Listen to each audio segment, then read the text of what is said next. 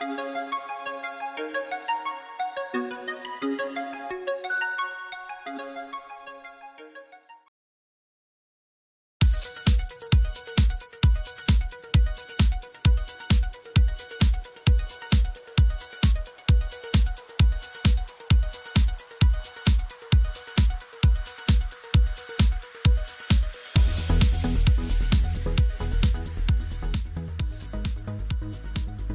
everyone and welcome to State of the Realm, your weekly Final Fantasy XIV podcast. This week, just long enough after 5.1 for us to be quizzed on the lore for it and get it all wrong. We're doing our patch 5.1 Eorzivia, where our resident lore master Ethys gets to make us look like we don't even play this game, to be honest.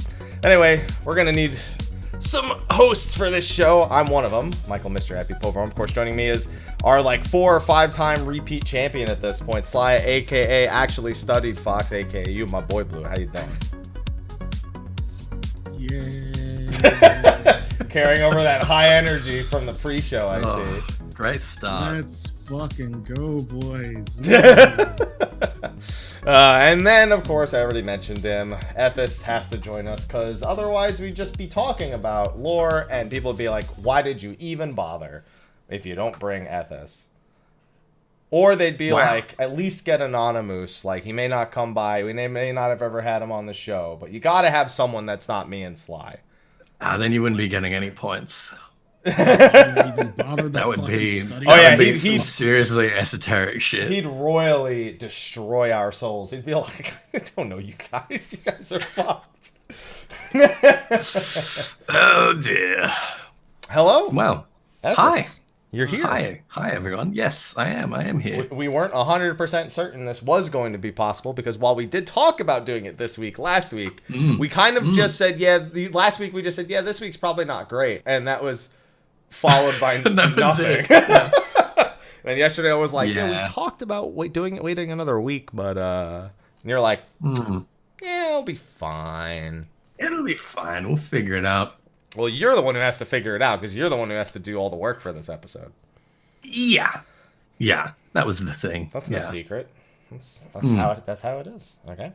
Well, I feel like it's effortless for him though. Like I feel like it's not. You think? I feel like it's like he doesn't have to do a lot to make us look stupid. Oh, well, that's true. Okay, so he doesn't have to do a lot to make us look okay. stupid, but no, he does, and thus it's better for him and not us. I mean, I feel like we supply half the work for that, though. I mean... What, just in lieu of being dumb? Yeah, pretty much. Okay. Yeah, no, that's a lot of effort to not get these things right, man. Yeah. Yeah, so what Sly is implying is that you two actually train really, really hard to look like just the correct amount of stupid. Yeah, but that's the Jim Carrey school of acting. Hey, yeah. Hey, I studied a lot of shit that you're probably not going to ask, so yeah, there you go. Yeah. Okay. So you just you're giving up the secret that you guys actually know everything about the lore, but you need to make it entertaining enough for the viewers. You just kind of have to play dumb a little bit. And that's quite strenuous. It's quite a lot of work. Yes. Yeah. Okay. No, I appreciate that. That's nice. That's good. Yeah. Well, before we get started on looking dumb, I should probably thank the sponsors for this show real quick. Because they're not dumb. They're the smart ones. Well, except they watch this. Never mind. You know what? We're going to move on from that. So first of all, of course, thank you to our first sponsor, Steel Series. As you all know, they have been supporting my channel and the podcast for quite some time now. And not only do they have a sweet discount code that you can use to get all kinds of stuff, but they have free monthly giveaways for State of the Realm that are present under every YouTube video. So if you're listening to this on audio only, you're watching this on Twitch, go to the YouTube videos after on the next day and check the description for a chance to win some free Steel Series swag. And also, we, of course, have our patrons whose names are scrolling in the top right, and we'll do a proper Patron of Darkness thank you towards the end of the show. And now you get what you really wanted, us looking dumb. What are you doing? What are you doing? Doing what? Why are you doing this? What's this for? That's a thank you. Thank you, sponsors. That's more like what the fuck are you doing? In Jersey, that's what the fuck is that? What are you doing, sponsors? Yeah. What the fuck are you doing? Not a Have you ever watched this show? Are you serious? Unbelievable. So this is not Eorzivia. This is Nordtriviant. Oh fuck, that's right. The trivia show that literally separates your soul from your body and sends it off to another dimension, where you compete for the attention and approval of a maniacal Australian by trying to demonstrate that you have any idea what the hell is actually going on. The winner will be compelled to wear some stinky pure gold undergarments for the foreseeable future. And the loser will be fed along with their entire extended family to Vothri, I guess. Seems appropriate. Sir, I'd like to... Is that fair? I'd like to state a discrepancy in your opening description of the show, in that a Subalgar is not primarily an undergarment. It is a lightweight form of combat gear. Mm-hmm. Are you wearing something underneath it? Yeah.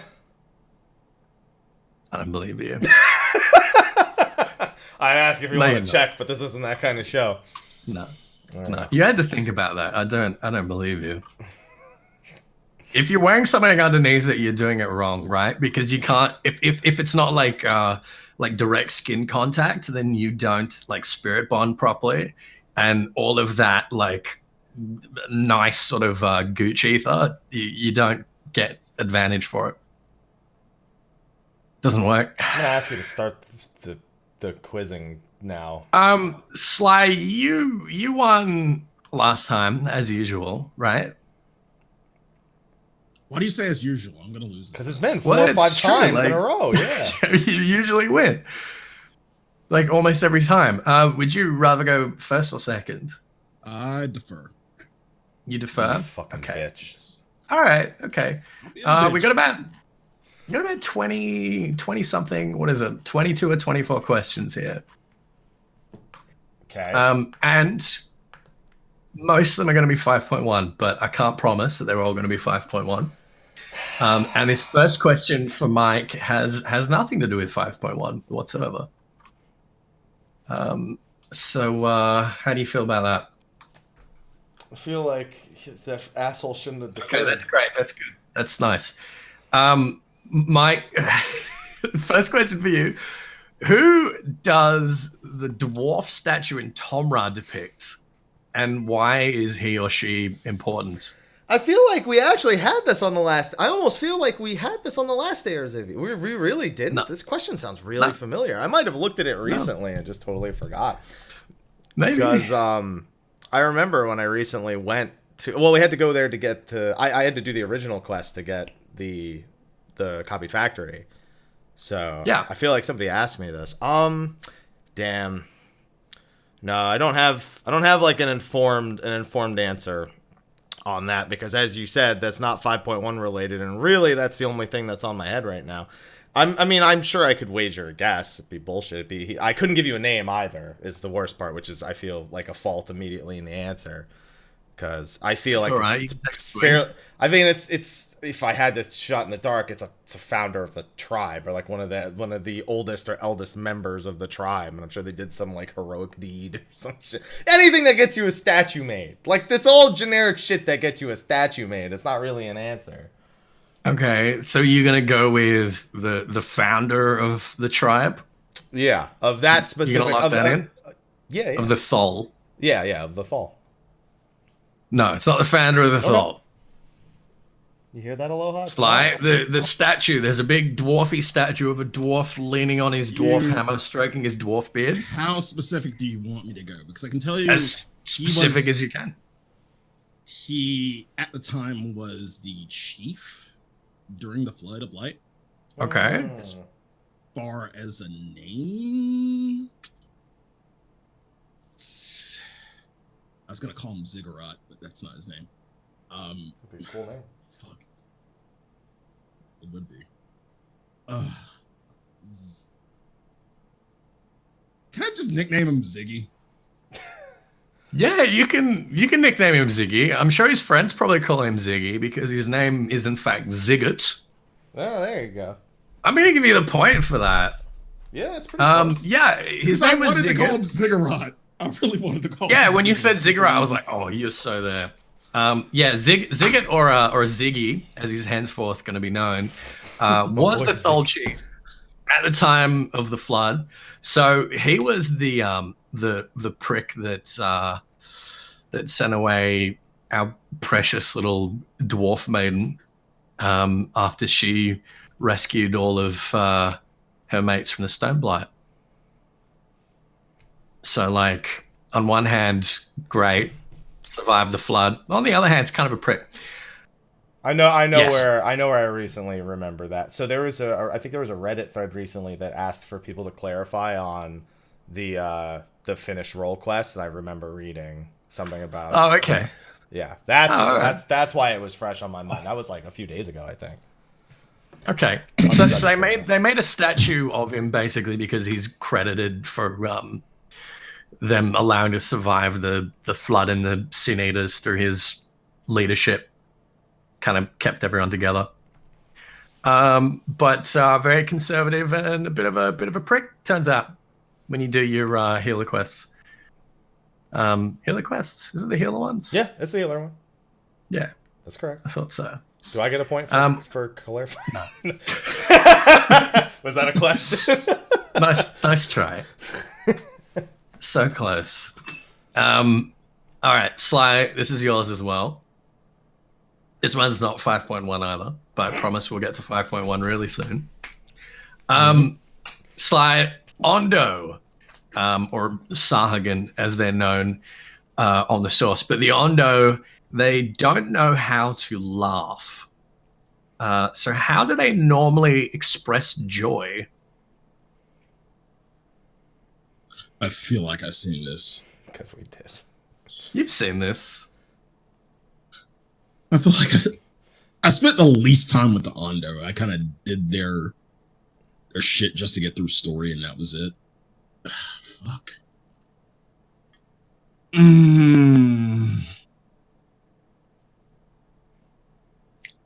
I have no clue. Wager a guess, so I have a better shot. So I know how would they? So we had a side quest where we had to basically teach one of them how to laugh. Mm-hmm. They had no idea. It's like, hey, ever since you made this bubble and that, like, I can't express joy properly. Help me out. I'm gonna say that they kind of hiss like Cobra Commander. That's what I'm gonna guess. That's wrong. Because that's basically all they do. Yeah, pretty much. No, they don't. They don't hiss. I mean, they hiss, but not. That's not joy. That's just the only thing for they expressing do. joy. Yeah. Mike, you want to take a swing? Yeah, because specifically, like you said. Do you want a clue? Well, I mean, the clue is literally that because they don't have water anymore, they can't do it. So I'm trying to think of what it was that was. Okay, I have a guess that's just as bad as Sly's, but I'm gonna. I'm glad you said mine is bad. I'm glad. Thank you. Yeah. Because it was. Yeah. They blow bubbles in the water. I think I might actually know, but I really want to say that as my answer. Is that your answer? Yeah. That's probably right. Oh, I can't do it now. No, that's a pretty good guess though. Yeah, I feel like they either like swam on their back or like they swam a certain way. I think is like the obvious answer, but like I don't know what way. They do somersaults. Somersaults. Like the emo. Yeah. Oh, like when I remember when I was a kid, I would just get in the pool and I would just swing my arms forward and I'd just do somersaults in the water. I remember that. That's a great way to get your drown sinuses blasted. Yeah, or to drown. Okay. Interesting. Guess you would have made a good Sahuagin. I would have been a great member of the Ondo in particular. Yeah, great. Mr. Somersault. So great. Do I get a point? This one is for you though. I'll tell you what, we are in 5.1 now. All right, now I can get the good ones wrong. All right, here we go. After working with Beck Lug, Alizé proposes a new theory of tempering. So how does she think tempering works now? Okay, well, this is specifically in after we help Halric, and she wants to go use this theory. She wants to test this theory, so she go use it on Gabu. That's the backstory. That's the location. I don't know if I can word it quite well. Like I know what the approximate idea is, but wording it to your satisfaction is a different story. So, God, I know. Let's see. I just can't think of how to word it because it's like flex that brain. Yeah, it's specific. Aloha, leave me alone. I'm thinking. No, stop. This isn't time. I'm trying to think of how to talk about the flooding of the specific type of ether, and to halt their. So this specifically has to do with the theories about the ether of the soul, like the different forms of ether in the body, and this is specifically a stagnation of. You helped a lot. A stagnation of the soul. Okay. The stagnation of the ether of the soul. Okay. So why does that temper them? Let's see. Again. Aloha, you got anything? Nothing this time? You were all fucking words. Now you're just as lost as I am, huh? Damn.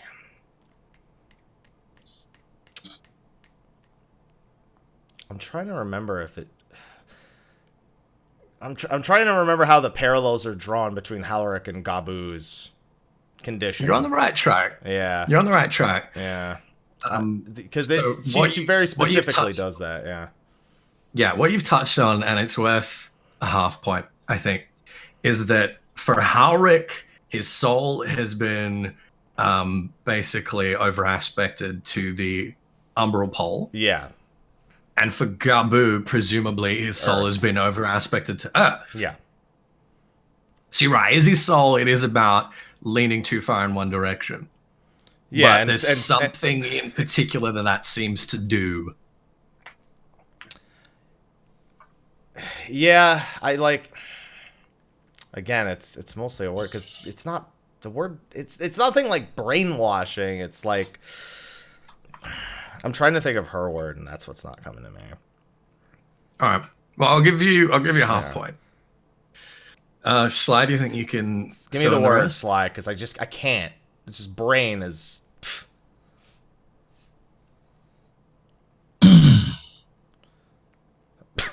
That's like the sounds I was making. What's the word? Because I know what I want to say, but I can't put it into fucking words. It's too late now, so you better get it right. What is it? I don't have a cat to help me, so fuck you, Mike. God. I'm trying to piggyback off Mike, but again, I'm lacking the fucking word. Or words. Because I was gonna go in like it's over aspected in one type of ether. Mm-hmm. But what if you go in what if you go into the reverse? Like, what if you reverse the process? And I'm trying to think of a better way to say this. Okay. I think I know what it is I wanted to say. No, not that. Or what if you not really reverse it, but well, so let me ask the question again. Yeah. Alze proposes a new theory of tempering. How does she think it works? Not how to reverse it or how to fix it, but what does she think is actually happening? So we've touched on the idea that the soul has been over aspected or basically polarized. Mm-hmm. That it's leaning too far in one direction. And there's something that seems to do that basically turns them into, tempered beings, these sort of like mindless kind of zombie catatonic state.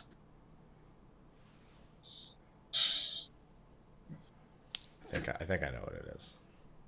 Thanks, Aloha. Well, it's kind of a corruption, but God, I don't know. All I just remember is that like the tonic didn't work because they were in the later stages of the corruption, and I'm trying to draw from that, but I can't. Okay. All right, well, Mike's got half a point for this. Again, this is something that Alize was like speculating rather than something that we like literally observed. But the idea is basically that the soul being so over-aspected or out of whack, causing this stagnation of ether, effectively, it disrupts the connection between the mind and the body. Well, that was the thing I kept saying that I was like, right. Yeah. So it's kind of like the soul behaves as like a bridge between the mind and the body. And if the soul is stagnant or like fucked up in some way, then the mind can't really connect with the body. I was kind of hoping you'd give me the chance to try it, not for a point, but because that's where I was going to go with it. As soon as he said the word corruption, I went, fuck. Yeah. So it's again like part of this introduction we've had of like the tripartite soul of having, you know, body, mind, and soul as three different substances rather than like mind and soul being strictly the same thing as we've kind of like treated it up to this point. So there you go. Interesting little speculation about the interaction there. And presumably because their mind can't connect with their body, it's very, very easy for someone with some kind of, you know, influence or power to puppeteer their body. Like a primal or an Ascian or whatever. Anything. All right. Anything. Anyone. Us. Us, maybe at some point. Wouldn't be terribly surprising. All right. So this one stays with Sly, and this is kind of a I guess an associated question, a similar question. Why does Urianger ultimately come to the conclusion that white auracite will not work to allow the scions to travel back to the source? So initially we have this idea that if basically, like we were talking about in our spoiler show, white auracite is very porous. You can put a soul in there, but it escapes very quickly. So maybe if the soul was like heavily aspected to umbral, so it's not like bleeding out everywhere, it'll stay in the auracite and we can then transport it. By the end of 5.1, Urianger is like, that's no bueno, that's not going to work. Why not?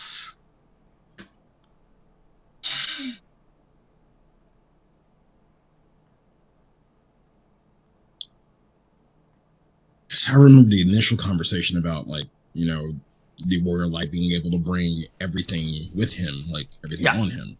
And the conversation came up that they, like, why don't you just take us back as storage? And why does that work?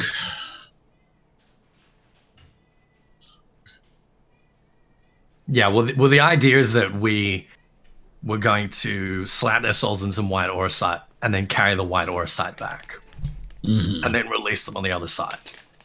And that's the idea that we were pursuing when we went to see Beklug to consult him.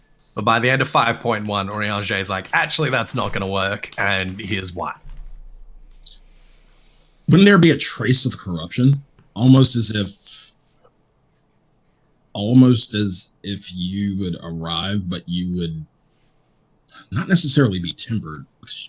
What would you be tempered to? But I don't know how to word this. God damn it. I'm just going to say that there would be some type of corruption upon your return to the source. That's as far as I can get you. Okay, I'll give you a half point. I won't tell you why I'm giving you a half point until I've given Mike a chance, but I'll give you a half point for that. Okay. Mike, have you been paying attention? Do I need to restate the question? Yeah, no, I understand where we are. We're why won't the White Orsite work? It's the last conversation we have right after we come back from Amarant. Yes. I forgot. I thought it had something to do, not so directly with Alisaie's revelation in a sense, but like it was, like, I mean, you've even said it when you first asked the question that it was kind of related in some degree, like not like directly, but it has to do with the ether of the soul and everything that Beck Lugs, because Beck Lug doesn't just like Alisaie comes to that conclusion because Beck Lug gives us the realization that the ether works the way that it does. And if I recall, it is something to do with the fact that the White Orisite, while it can trap portions of the triumvirate of ether, it can't capture all of them, or it can't contain all of them, if I remember correctly. And so it's not actually a safe vessel. It has something to do with our bodies when we get back, essentially. Like it has something to do with the transfer of the ether into the Orisite from where it is on the first, and then back out into the body when we actually get back into the source.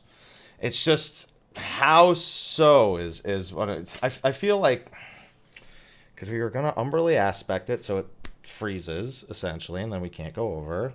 And then it can't, pour out like a sponge. Just trying to remember. There's just something. All I can remember is the Orisite can't. It can like contain like the ether of the soul, but like not the ether of the mind. It's something like that I can't like piece together. Yeah, you pretty much there. You pretty much got it in the end. Yeah, I give you the half point for that. It's literally the problem of us now understanding that soul and mind are two different things. White Orisite will contain the ether of the soul, but as we've observed in this tempering, when you stagnate the soul, the connection between the mind and the body is compromised. Yeah. And Urianger is concerned that while we could stick their souls in the White Orisite and take it back, they'd lose their minds in the process.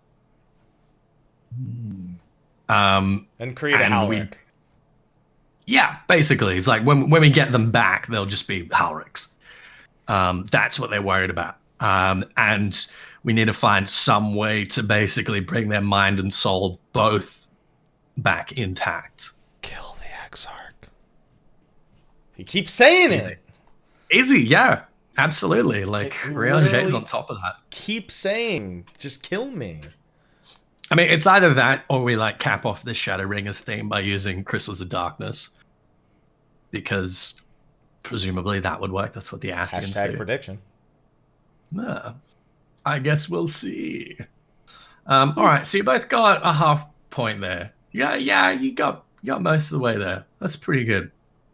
All right, let's step back from the metaphysics a little bit. Mike, this one is for you again, I believe. Okay, yeah, it is. I want to know, who is the legatus of the 3rd Imperial Legion, and what's he up to in 5.1? What's he doing right now? Talked about. I mean, we probably have talked about it. And no doubt we've talked about it. Isn't this the Civil War? Didn't, after what's his face get killed, isn't he like inciting a civil war back in Garlemald at this point? Now that there's no one on the throne. Isn't that the scene that we literally cut to with Xenos standing over like, they're all pathetic. And there's a person shows up like, hey, you want to go see Zodiac? What's up? Nice Xenos impression, dude. But the name of the legatus, though. Yeah, I want his name, and I want to know what he's up to in 5.1. So I guess what is he up to? What's he doing? The way you asked that. How's he hanging? Let's see, what's his Facebook status?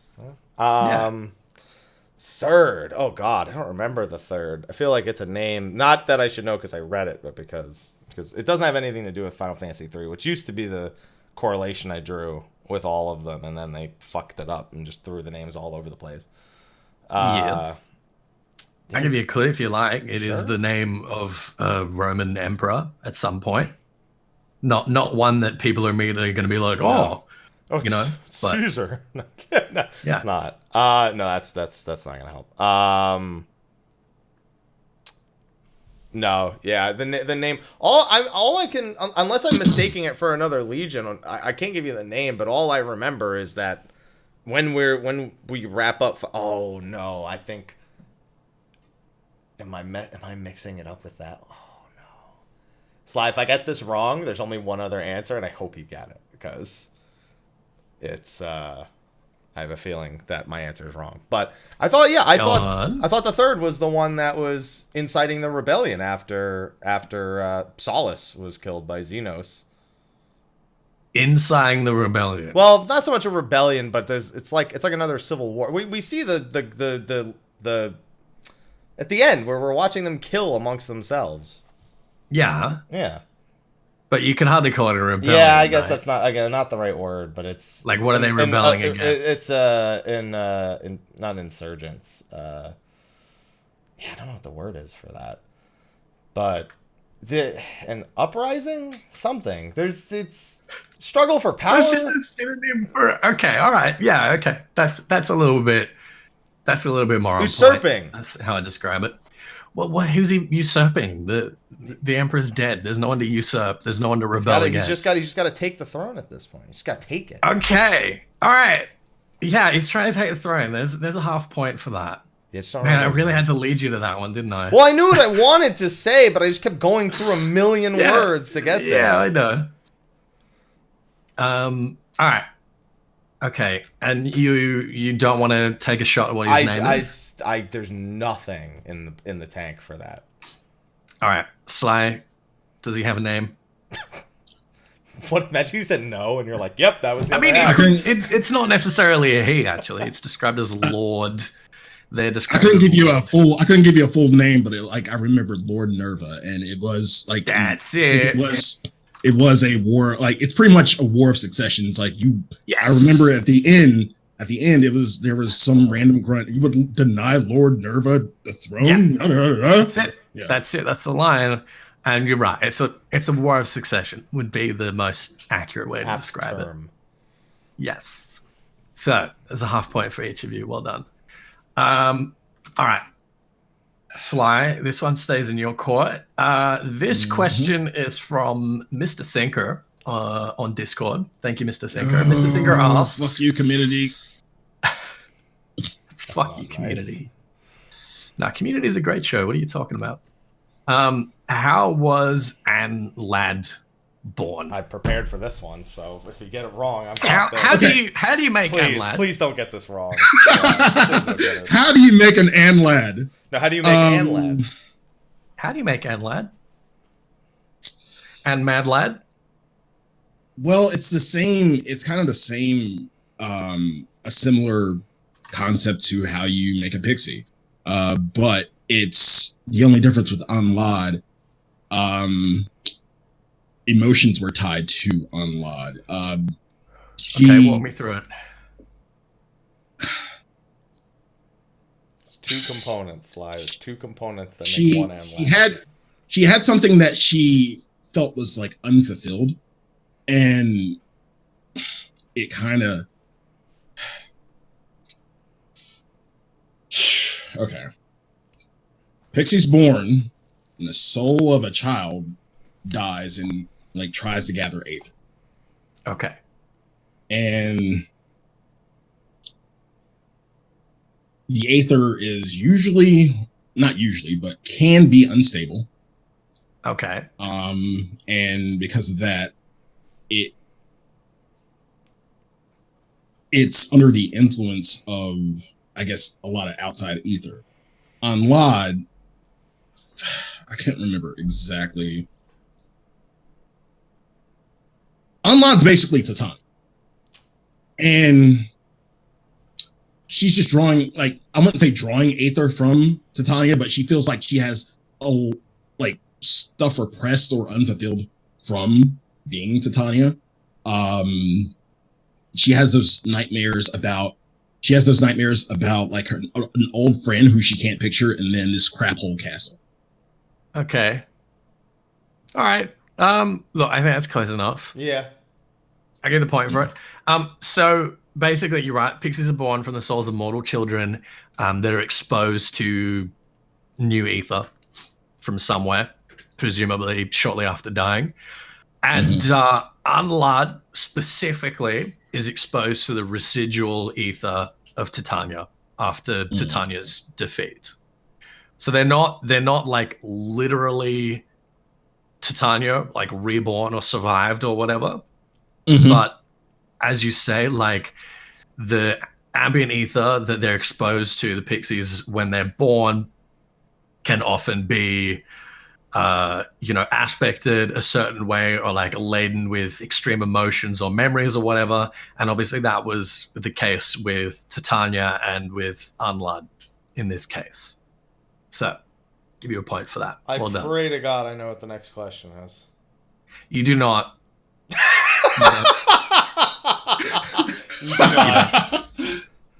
What do you think the next question is? I'm not fucking telling you, because suddenly we have 23 questions on this show. All right, okay. All right, Mike. Where was Minfilia's father? Definitely not Wobbutalia. the right one. Where was Wobbutalia originally buried? Oh, originally buried. Originally buried. Because he's buried by that church now, isn't he? In Southern Thailand? He's been moved to the Church of Saint Adama Landama. Fuck. Oh, fuck. I knew that answer. He was moved there. Yeah. He was moved there. He was moved there, wasn't he? Fuck. I knew that. I knew that's where he was buried now. Fuck. This is part of the... If anyone hasn't done this, by the way, after you finish the 5.1 story... there's a bonus quest with Flamin, which is basically like a send-off to Minfilia, and that is, I presume, where you are receiving this information from. If you haven't done it, it's a short little send-off. That's nice. You gotta do your starry. I do your starry. Stir. Fuck, I knew he was there. Oh my god. Where the fuck was he buried originally? This fucking tells you. Oh no. I'll give you... Sly knows, so I'll give you 15 seconds. Sly absolutely does know. Yeah, I don't really have even a reasonable guess. No, I that's Sly distracting me. No, I can't for the life of me remember, but he knows. All right, that's a pass. Yeah, it is. Sly, where was Wobbutalia? I can't give you the specific name of it, but it's the burial chamber in Ul'dah. See, I was gonna say in Ul'dah proper. Can you be a little bit more specific? This is the one in the. I can't give you the specific name. Fuck. I'd like the name, but if you can just be a little more specific, maybe point to like where it is, something like that. Did I just say it? I don't think that was right what I just said. I don't think he heard me either. Like where? Yeah, just something other than just in Ul'dah. Fuck yeah, I would have had the same problem because that was going to be my guess. I was like, that's not an answer. When the bird fuck. I'm trying to think, where was it that I saw her? I'm trying to think where I went. Fuck. Not outside the market, no. Close to it's like yeah. Fuck. I'm just gonna say close to maybe the Thaumaturge Guild. Thaumaturge. All right, I'll give you that. Yeah. Because I literally said out loud. So I don't know if you heard me. I said, "Oh yeah, by the Thaumaturge Guild." And then you sat there and thought about it for a minute. I'm like, "Oops." Yeah. So because I can remember the exact name of the bird. Like you probably have the name. So basically, the city's catacombs. They're called the Eorzivia burial chamber. Okay. And they are adjacent to the Thaumaturge's Guild, the Arsenoth Ossuary, because it's both the church to Thal, and also, as we know, the origins of Thaumaturgy in Ul'dah were for burial rites, like preparing bodies and stuff for burial. Now, in Ul'dah, if you do not pay tribute to the Arsenoth Ossuary, they will not bury you there. They literally just take you outside the gates and like chuck your body in the sand to be devoured by beasts. So the fact that he was buried there, despite like only just have arrived in Ul'dah, implies either that he was a devotee of Thal, or else that more likely that Flamin, in her guilt, paid a shitload of money to have him buried there. And then they moved him anyway. But it was originally at Eorlig's burial chamber. And then he was moved to the Church of Saint Adama Landama. I should have just said in Ul'dah, because I would have got the Thaumaturge Guild part immediately, and it would have been half a point. Mm-hmm. Yeah. I'm glad you didn't hear me, Sly. I'm really glad you didn't hear me. Pretty easy half point. Yeah, I'm glad you let me work it out on my own. Well, I didn't. I said it, and you just didn't hear me. I was like, yeah, I didn't hear you. Yeah, and I was just like, did I say that? Oops. All right. Here's a free point for you, Sly. How would you like that? Oh, as if he needs them. You say that. You say that every fucking time. No, but, I do. I mean, the Titania one was a free point. Let's see this one. This is a free point for you. Why did Alize name her Porksy Angelo? Oh. I know that's not a free point. That's not a free point. It's a free point. It's not. Yeah, it is. It's a free point. No, it is actually. It's. Her Porksy is named Angelo. Why did she name her Porksy Angelo? If I'm remembering it correctly. It is absolutely a free fucking point. Yeah. Wasn't it the name of, you were going to say? Wasn't it the name of, like, a pet that she had before? More specific. God damn it, Alex. Fuck. Sly, come on, man. I don't remember. Jesus fucking Christ. Christ. I'm raising my hand because he gave me a 15-second time. Go ahead.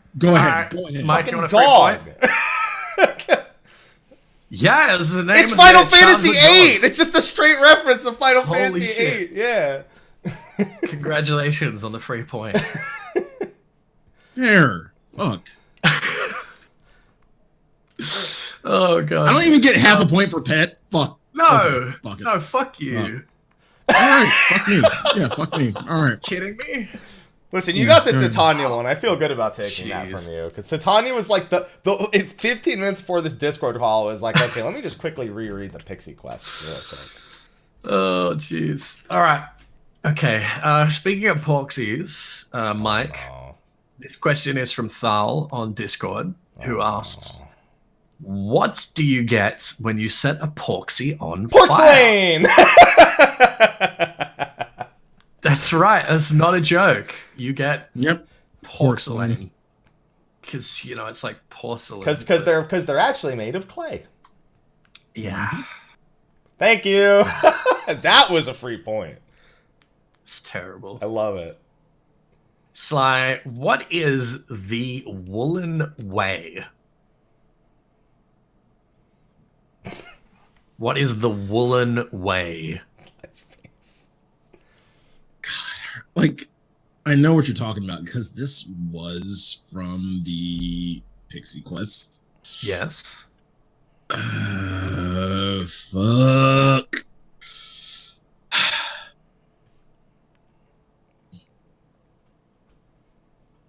I do not remember this, even though I do this every now and then. It's from the dailies? Yeah, it's one of the dailies. Yes, it is. I can't remember one of the dailies. I can't remember what it is. I don't know. I do the dailies every day, and even I don't know if I know. Exactly. Don't do that look at this. I saw that.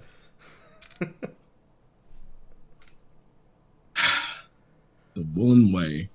I'm gonna draw from the words. Like, okay, that'd be intelligent. I'm gonna guess that the Woolen Way is like a path that they, like, I guess traders use to like take wool, like use to transport wool.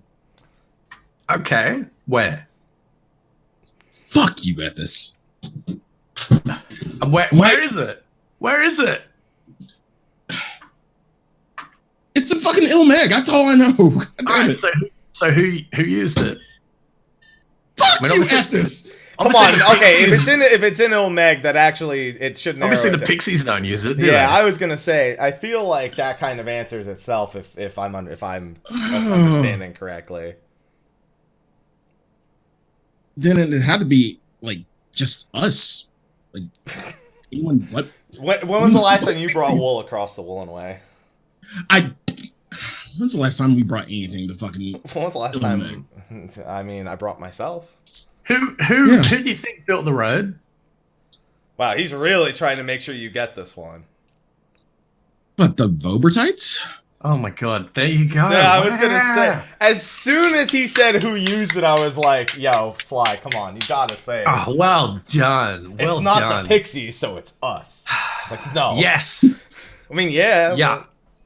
Wool was a big Wobbutite industry, and the Woolen Way was named because it was a road. It was a highway that they used to transport wool back and forth a lot. There's a point. Well done. Congratulations. Damn, I would have got that one too. Now well, you can get this one. No, I won't. You can get this one. Yeah, you can do it, I believe. How do pixies die? And what do they believe happens to them after death? Let's see. How do pixies die?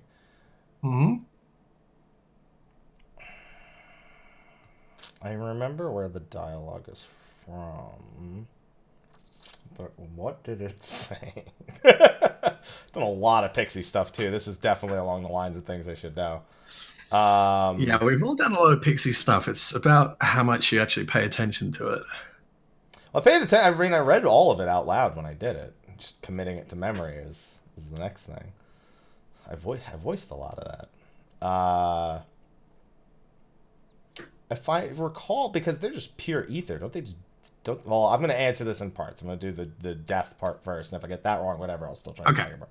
They literally just dissipate because they're just ether. They just dissipate unless you want like how that comes about, like how they're more specific.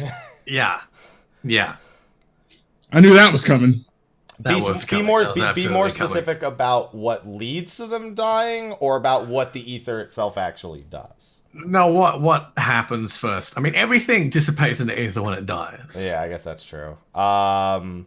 But there's like a natural death. There's something that happens, and then they dissipate. Don't you tell him 1 second. No, I'm thinking myself. I'm like wait. So that's the first part. I kind of remember this. Yeah, like I kind of remember it too. It's just, again, it's reading it out loud versus committing it to memory. Okay. And then the second part is what they believe happens to them after death. What's the pixie afterlife? Fuck.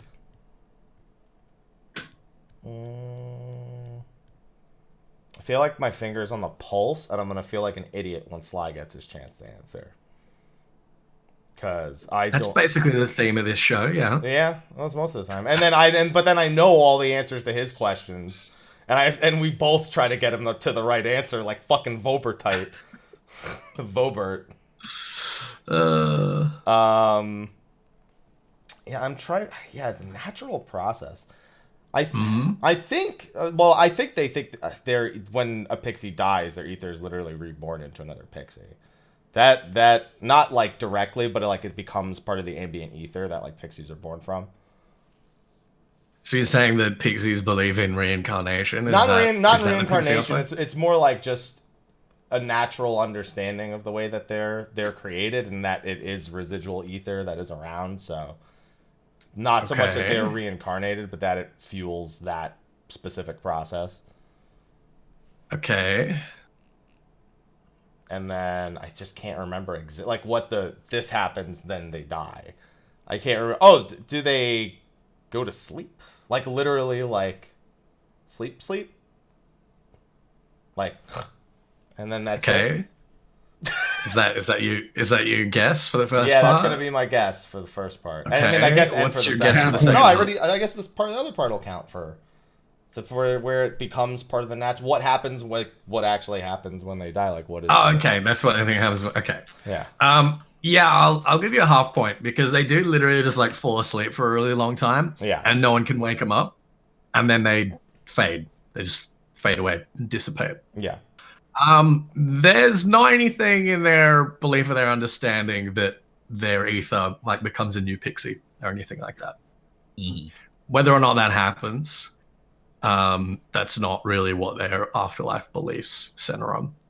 So, Slyly, you take a crack at the second part, which is what do they believe happens to them after death? I think I know now, but it's too late. Well, I was gonna say the sleep part, so I'm gonna piggyback off that. Okay. And I'm gonna say that they exist in some kind of dream realm, sort of. Okay. It's gonna ask you more specific. Yeah. I mean, Thanks, no, Alex. I'll give you a half point. Yeah, that's the it's thing not, I thought it's not of the whole afterwards. answer, but I think that's where the half point. So yeah, they do. They believe that they join an unending dream, specifically the unending dream of Glorianda, who is the progenitor of their kind, so the first pixie, basically, which is where Mythi Glorianda gets its name. There you go. But yeah, it makes sense. They fall asleep and then they dream. So Or I'd they be enter a very, dream. very glad I didn't think of that till after he had passed it to you before you said anything, because then you know what he would have asked me. Because I was waiting for you to say dream after fucking sleep because. Yeah, I realized it. Stands I reason. realized it after I got the first half right, and he said my second half was wrong. I was like, well, fuck. There's only one other thing it could be then, but I wouldn't have got all that last part right. So. All right, we're hanging out in Ily Mheg just a little bit longer. Sly Anden's Heirs is a name for a ruined building on a cliff overlooking Longmire Lake from the east. Why is it called this? Anden's Heirs. Why is it called that? Where does that name come from? God, I was hoping you would ask about Longmire Lake, but Anden's Heirs. Mm-hmm. Fuck. I was really hoping you were going to ask about Longmire Lake. He did. He said it in the question. Yeah, it's right there. I feel like the prize is in the pudding with this one. Usually is. I love pudding. Anden's Heirs. Heirs. That's what it's called. That's what I said. Yeah, AIRS, not heirs as in HEIRS. Yeah. I'm gonna say it has something to do with the wind or wind ether. I don't know. Fuck. Okay, I'm gonna call that a pass. Yep, that is a hard pass. Mike. I mean, I That thought is my like a answer's hard gonna fucking be Like pass. a really hard pass. Yeah. That is a really it's gonna hard have fucking something to do with the win. I mean, I was thinking along the same lines because like I don't really have a better answer than that. But I was trying to like quantify. So it's Anden's Heirs and it's AIRES or Yes. yeah. No, AIRS. Oh, just S, AIRS, like okay. heirs, multiple air, Yeah. The plural of air. multiple air. And that's on the east. That's the island on the east side where we have some of the daily quests, right? It's not an island. It's up on the I cliff. mean, well, it's up on the cliff. Yeah, I mean, Yeah. on the mini map, it would look like an island because it's the only landable spot. Right? Yes. Yeah. Yeah. And it's heirs. I'm trying to remember because It's right next to St. Patrick's Temple. Yeah. I'm trying to remember. It's a Again. little ruined building there. Yeah. It's a little. I got it. Mhm. It's not helping, but but I got it. Okay. Yeah, I mean, it's not so much that Sly's not right. He's just not right. But he's like, I don't. No, he's just. It's not even close. I'm not right. No. I'm not even fucking right. That was a hard pass. I gave no fucks. All right, let's give you a clue. It's kind of related to the Woolen Way, in a vague sort of tangential sort of way.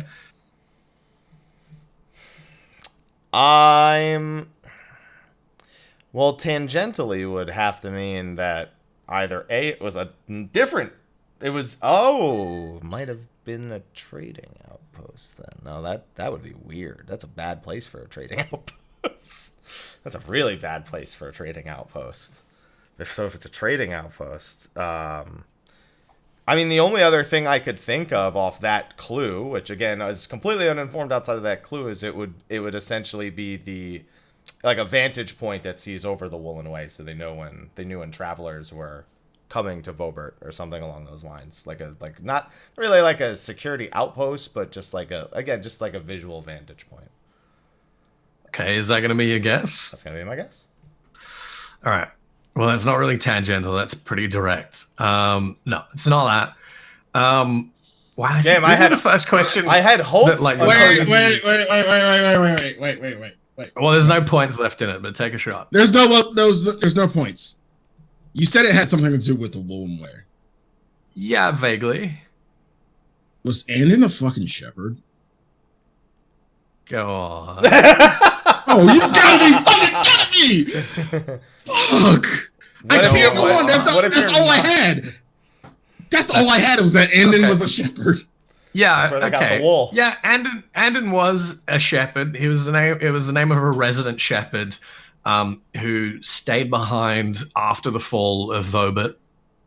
After the Sin Eaters swept in and basically wiped out Vobert, and it was abandoned. The pixies settled in because he didn't want to abandon his sheep.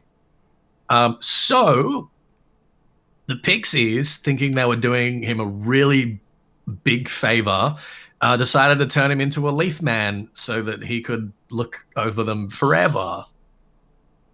To be fair, compared to the fate he was probably going to meet, that is actually probably better. Well, I mean, he survived. Yeah, for now. Ily Mheg's pretty fucking secure. It's pretty much the safest place in all of Novrant. Yeah, he was going to die of old age at some point, and now he can be there forever. Would you like to be turned into a leaf man? If I'm 95 years old and on my deathbed, then yes. Or if there's promise of it in the near future.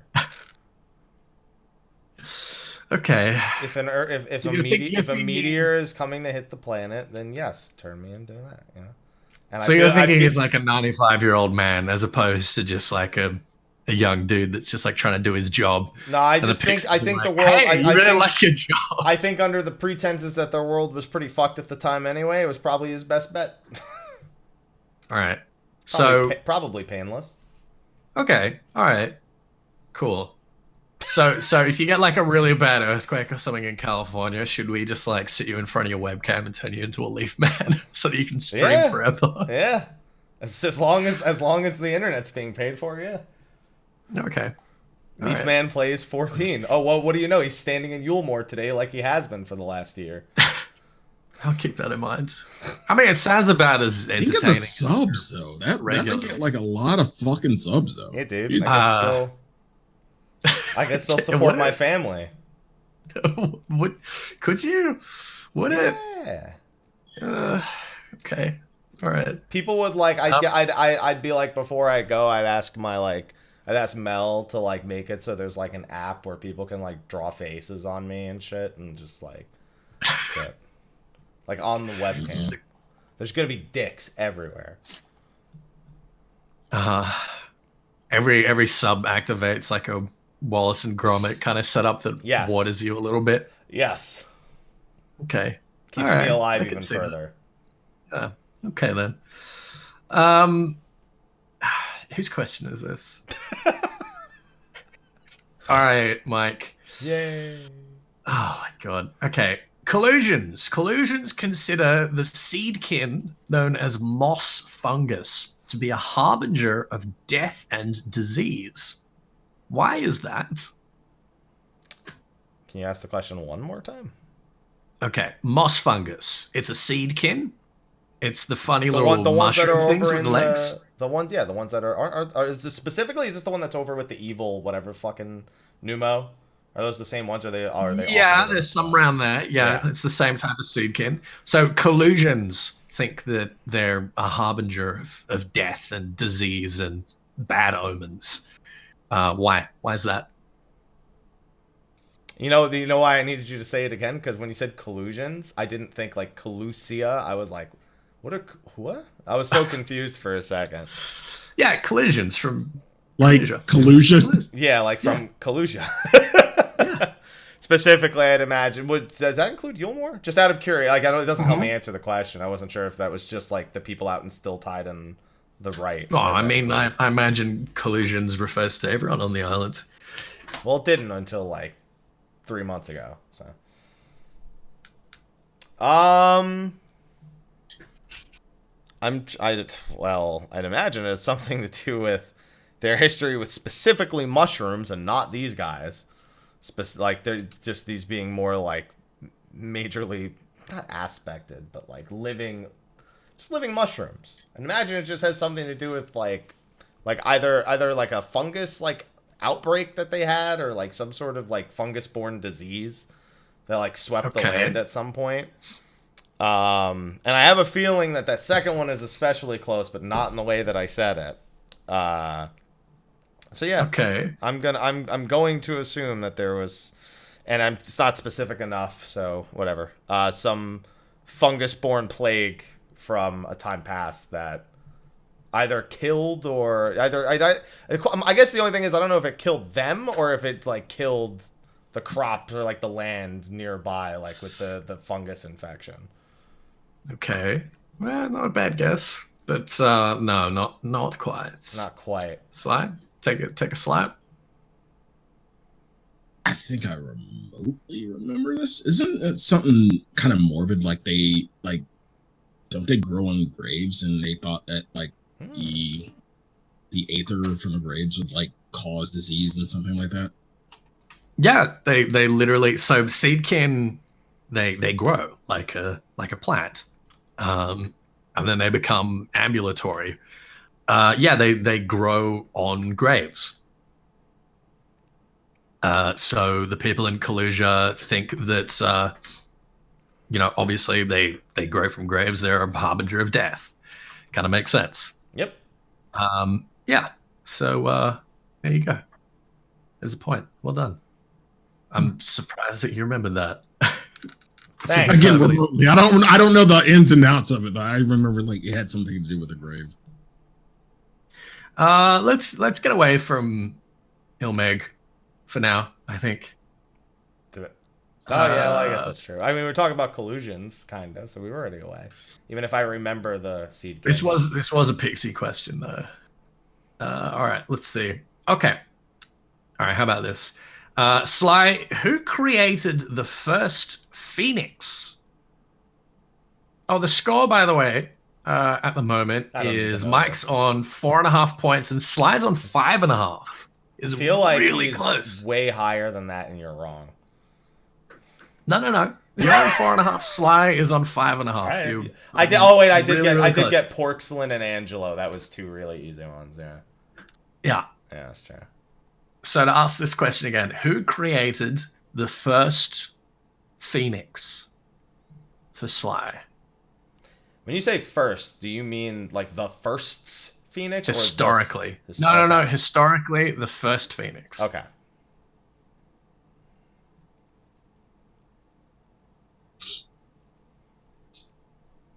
There's no way in hell I'm getting this. So I'm gonna go. You are. I'm going to go the obvious answer, the obvious dumb fuck answer, and say Louis and pass on to Mike. It is a hard pass. There you go, Mike. Have fun. Wow. Well, considering that, I'd imagine that the Firebird of Legend, the one that we get from our quest, kind of digs into that history to some degree. Hey, was Phoenix down an item in 1.0? Yes, it was. Wow, Sly. I actually don't remember if it was, but I'm pretty sure it was. Wow. Yeah, I feel like I'm. Guess who didn't play 1.0? You fucktard.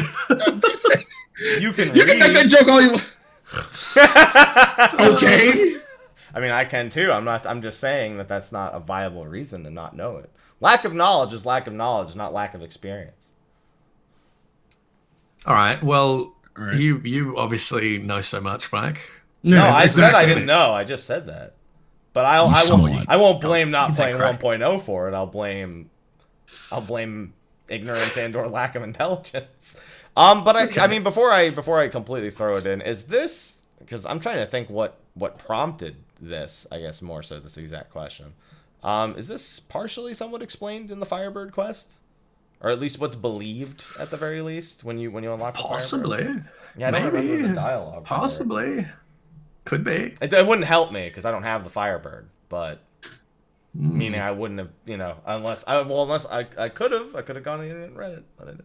No, yeah, I'm not even 100% sure where the question's prompted from. I don't remember anything. Okay. Is that a pass? That's a pass, or are you going to take a guess? No, okay. I literally have nothing to go on. So the question comes from the last Tales from the Shadow.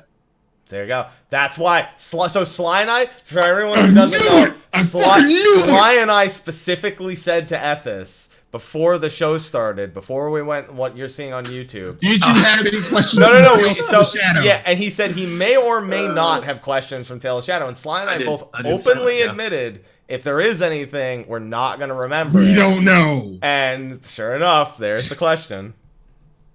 The first Phoenix was created by the words of Lahabrea.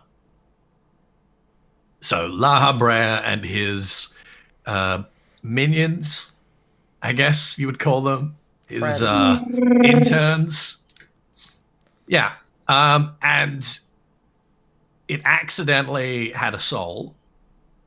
And the Acids were all like, holy shit, we can't do that. We can't make things that have souls. What the heck? And they had to call in Emmett Selk to put it out of its misery. I only remember the brief conversation Emmett Selk and Hythlodaeus had in that story. That's like as much as I remember from that. Yeah. Well, there you go. There's the first Phoenix. Thanks. Yeah, Thanks. You're welcome. That's cool. Yeah. I thought it was At least pretty it wasn't a interesting. Dragoon question this time, Sly. Yeah. That's true. Again, but we both read all the Tales from the Storm, just can't remember shit. Thank you, Ethys. That was pretty memorable. That was like, oh shit, oh damn, Phoenix. No, just me, I guess. Yeah, all right. just you. Not just you. I'm sure if I read over a chat right now, it'd be more than one. Whose question is this? Mine. Mike's. Okay. All right. In the alternate future, Mike, Sid and Nero, they both survived Black Rose. Yeah. How? How did they survive Black Rose? This was also a Tales of the Shadow question for anyone wondering. Yes. I identified it immediately, and I don't know if that's Sly throwing his hands up in frustration or in glee that he remembers. Bitter fucking frustration. Thank you, Ethys. Okay. You're welcome. Yeah. I maybe should make Ethys tell us what the sources are for things. Because we were like, yeah, 5.1 Eorzivia. I thought it was mostly 5.1. He did say 90%, so I'll give it to him. Yeah. Mostly. He said mostly after the show was starting. We could. I have to give you some curveballs. Yeah, Come on. I don't remember. I remember a lot about the specific Sid and Nero Tales from the Shadow, but this isn't even from that one. It's from the first one, isn't it? The first Tales of the most recent bunch? I think it's from the first one. It's from the one that Omega narrates. Oh, so that's the third one, I think, then. Yeah, I believe so. Well, all of the Ironworks survives, don't they? Don't all the Ironworks members survive Black Rose? Yeah, I think they might. Yeah, I think they do. It's probably for the same reason. Yeah, that's what I'm thinking. that's what my brain is trying to go through process of elimination here. I swear to God, there's an answer I'm not gonna give, but if it ends up being the right one, I'm gonna be really angry. Didn't they just... I feel like they did something really, really easy to just not be around for. Just not be in its way at the time. Okay. But what that is, my word, can I not remember? My word, this data. My word, this data. My word, this content. Thank you, Alice. Thank you so much. At least I remember fucking something in the form of your name. Yeah. Yeah, I don't... Outside of some, like, super generic, like... We're just not, like... Not so much not in its path, but, like, they were hiding in something. I'm trying to recall what said thing would be, and I swear to God, if it's what I don't want to... I'm not saying it. No, yeah, unfortunately, I can't get any more specific other than, like, hiding away in something, like, in the ironworks or in... I'll just take a guess. What is it you were gonna say? No, this isn't the thing I was thinking. I was thinking, like, they were hiding away studying... Not Alexander. Well, either it was one of the things. They were either studying Alexander or Omega is what, like, my random guess was going to be. But not the one that I think would be hilarious if it was right. So they were tucked away in the interdimensional rift. No, they were tucked away in Alexander studying it. That's what we'll go with.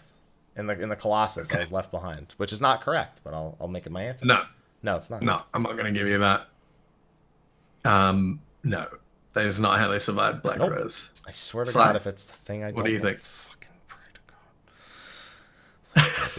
Please don't be the thing that I think it is. That I don't think it is, but it'd be funny if it was. Mike, are you thinking of a Namazu? No. What? There's nothing to do with a Namazu. If what you're thinking has to do with a Namazu, then Ethys's reply should speak wonders. Yeah. Because I was like, that one thing I remember is that, like, a Namazu showed up in that story. I can't remember where. Yeah. That is true. Yeah, I don't know. I have no fucking idea. Is that a hard pass? That is the hardest of passes. Please. I have no fucking... I actually really want to know this, because, again, don't remember. Okay. So, they survived because they were in the burn, working on Sirius wall. I knew they were in a location that would protect them. I just couldn't think where that location would be. And the burn... protected against Black Rose for pretty obvious reasons. Yep. It's been basically ether. Yeah, and the ether is, like, starting to flow back in, but obviously not enough for Black Rose to really cause a much problem. Yeah, they were working on Seria's wall. They were just sort of there doing maintenance on it. That's right. Yeah. Now it's coming back. And then came back out of the burn and realized everything was all fucked up. And we're like, what the hell? So there you go. Lucky Cid. Yeah, they couldn't have been working on Alexander or Omega or anything like that. Obviously they're gone. They didn't even start to kick off that plan until, like, 10 years later. Yeah, they could have been doing something, man. What they were doing was they were trying to, like, fix everything and repair everything and keep things going. And it was only when, like, that all failed over and over and over again that Cid was like, well, this timeline's fucked. There's no repairing this. Let's just die and give someone else a chance to not have a shitty timeline. Sucks. But there you go. Speaking of which, I got a feeling that the Netflix show is going to be about the alternate future timeline, so that it doesn't mess with 14's lore or canon, and the writers can sort of go crazy. Because it's, like, about Cid, and that the Warrior of Light's probably not going to be in it. Just a thought. There'll be a minor mention. No, man, I'm going to be in it. Spoiler. You're going to be in it? Yeah. I'm going to play the guy who dies in the first scene. Okay. All right. And it's gonna, but it's still going to be about me. Fuck it. Hey, guys, did you hear this Mr. Happy Link Pearl? I was just thinking. Yeah, the Warrior of Light, you guys want to join my fellowship? No? Oh, God. Didn't think so. No. The Warrior of Light is dead. Horribolder and Travanchet have to start looking at Mr. Happy guides to work out how to beat monsters. There you go. Fine.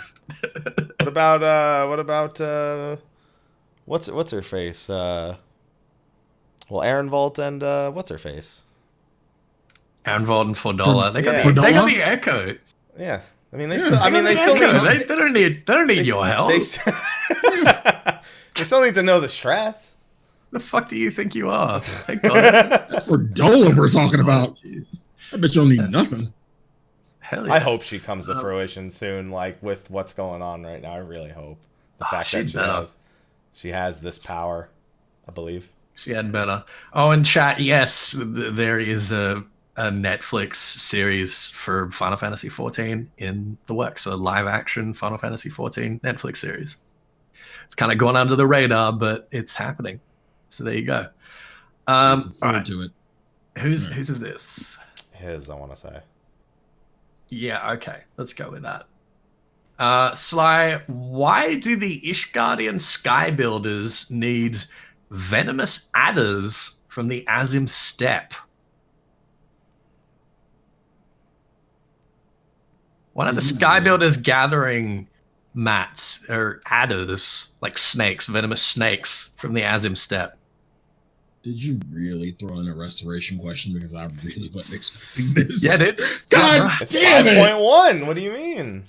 He never throws in crafting questions. It's not a crafting question. It's an Ishgard question. It's a gathering question. It's also technically, yes. Yeah. Even still. It's not a crafting question. It is a I love gathering. Question. I do a bunch of gathering. Fuck. Yeah, dude. So you have to go and gather some adders from the Azim steppe. What the fuck are they using them for?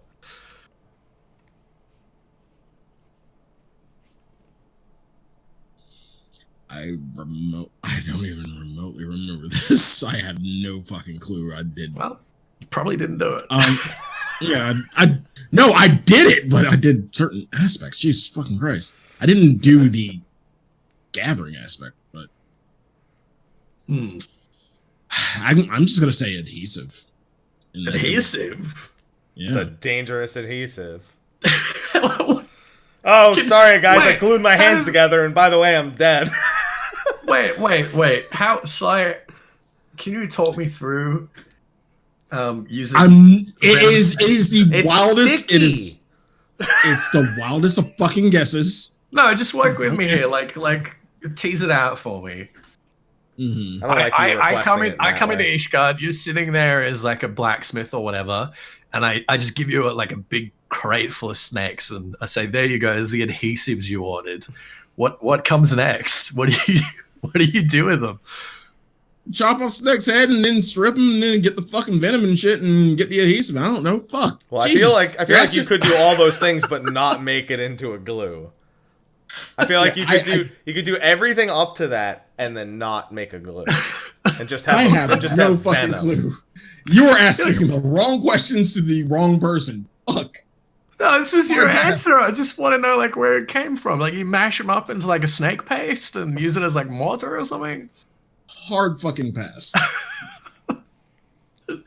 That's just such a wild answer. All right. It was an answer. Yeah, it was. I'll give you that. Mike, have you got... So I'm going to level with you in that I've done nothing in regards to crafting in I knew that. 0, Zippo, nada, nothing, and I've not looked at it online as an alternative. That being said, I'd have to imagine there's only 2 uses for specifically you noting them being a venomous snake, and if there's a potential third use, but I think it's a dumb thing to think to do, in that you're either trying to extract the venom for something offensively or for a medicine of some kind. To create a form of medicine. So if I were to take a shot in the dark guess with absolutely no context or anything, it would be that they're using it to develop some sort of medicine for the people who are living there as part of the rebuilding effort. All right. Okay. I mean, that would make a lot of sense, wouldn't it? It would. It's also not the right answer, but yeah. No, it's not. But it would make a lot of sense. No, they have no interest in medicine. So I'll give you the quote from the item text here. This is directly from the item text. workers displaying a lack of enthusiasm will be given some time in the pit to rediscover their commitment to the cause. Workers that are slacking off, they're throwing into a snake pit. Man, I remember the last time we had to do a quest that had involved people slacking off. It did not involve snakes. Yeah. Any crafters that are slacking off get thrown. This is literally what they're doing with them. This is canon. This is Final Fantasy XIV, the award-winning video game canon. That the Ishgardians take crafters that are slacking off, they throw them into a pit of venomous vipers that they've imported from the Azim steppe in order to motivate them to get back to work. Well, man, don't you want to know? You want to know why some of those concerted works failed? That's why. You don't know, it's funny. Remember when I said there was a third thing that it could have been? It wasn't that, but I was thinking that they would release them, into I don't know. The reason why I said it wasn't possible is because they have no crops, because it's all fucking snow. But like they released them into crops and it would kill the rats. And you know what? Kinda right. How the fuck would a snake survive the cold? What the fuck? Well, that's what I'm saying. That's why I said the third one is impossible, because they don't have they don't have rodents and shit to kill because of their crops, because they don't fucking have anything. It's probably why they need so many of them. They probably don't live very long, so they're just constantly having to import fresh ones. Yeah, there you go. It's that's what they use them for. So that's a real thing. Koji is just so sick of Yoko Taro's interference in patch 5.1 with his item descriptions. He was just like, fuck it. This game's a joke. This game's a joke. My life is a joke. I'm just going to write whatever memes I like. Who cares? Listen, after the fact that the Ozma mount has a Charles Barkley reference, it's okay, man. Yeah, the pretty round much. mound of Spellbound. Oh, God. Who's this? Mike's? Slights. Mike's. No, Mike's. Okay. All right. No more 5.1 questions, by the way.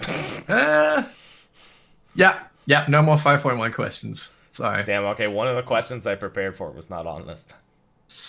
Well, that's too bad. All right.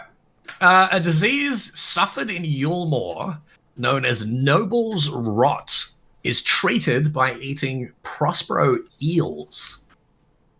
Sly What are the symptoms? Sly knows this. What are the symptoms of this disease? Noble's Rot? Noble's Rot, it's called. Sly knows this. That's really not a 5.1 question? Okay. It is! It's a fucking facet question. It's a facet question. Yeah, that makes a lot of sense then. Why Okay. I wouldn't know it off the top of my head, wouldn't it? Man, All right, would you like the reminder of how I leveled all my crafters this expansion? I know. You know that I I just paid someone like 40 million gil for all the leave quest items, and I just handed them all in and didn't craft a single item. Yeah. Yes, you've told me. I did the gathering facets. Not That's the fishing, great. but I did the mining one. That's wonderful. That's fantastic, isn't it? This is not that really one, good. is it? No, it's not that one. So I'll take that as a hard pass. I'm going to take that as the symptoms are vomiting. Okay. That's a symptom. How many symptoms do That's very creative. There's two significant symptoms here. So all right, let's go with vomiting. And what's the other one? The other it's called one is Noble's Rot. Noble's Rot. It's vomiting and diarrhea. There you go. Sly. Noble's Rot.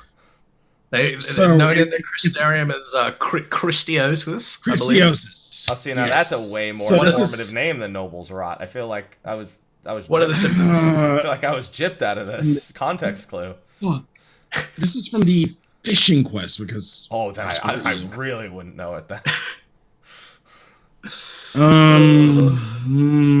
God.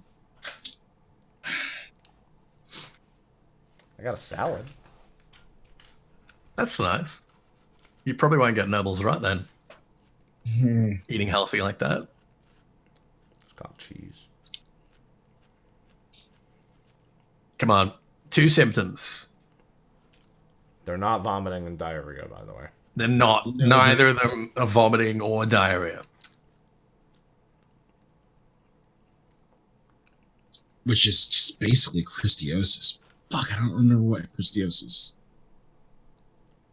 I don't know. Fuck. I'll try again. I'm not remembering it. I should remember this because I actually did the fucking work. Like, Okay. I do want to think of a legitimate guess before you answer. But after he's done, like before you tell us. Okay. Noble's rot. It has something to do with a diet insufficiency, I think. Maybe this was one of the later fish. I don't know. Because it's called Noble's rot for a reason. Yeah. It's kind of like how scurvy is. Yeah. Mm-hmm. Yeah. It's called Noble's rot because it's something that the nobles in Yule more often suffer. You did. I can maybe. 10 seconds. Just name symptoms, man.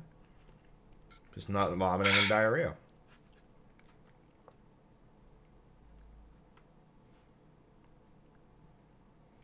5 seconds. Name 2 symptoms. I don't know. Going blind. And I'm thinking of shit with eight eyes eels, but that was the first one, so I don't know.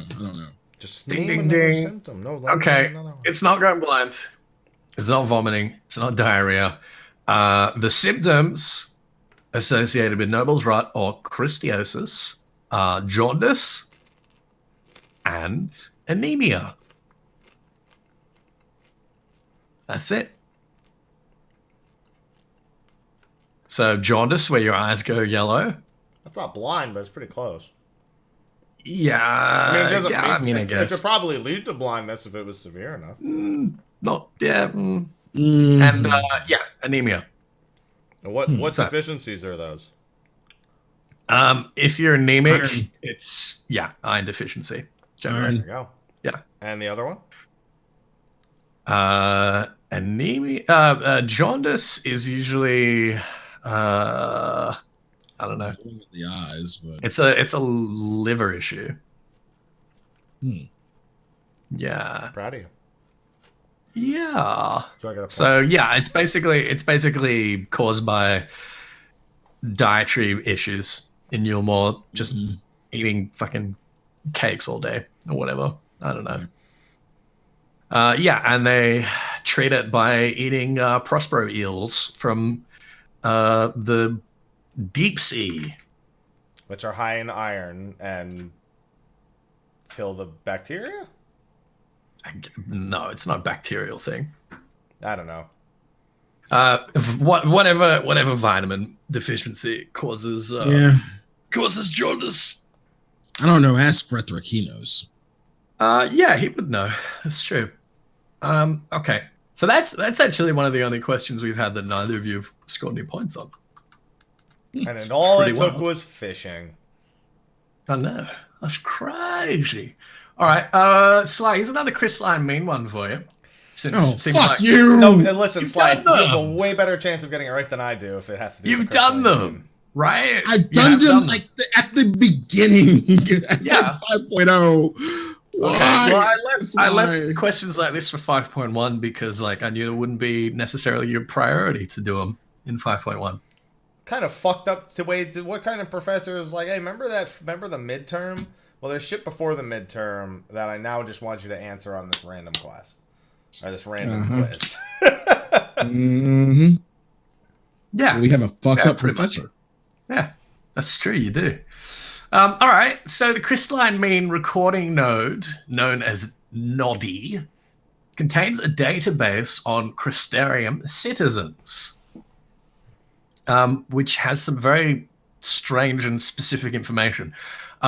What is the facet artisan named Owell's favorite beverage?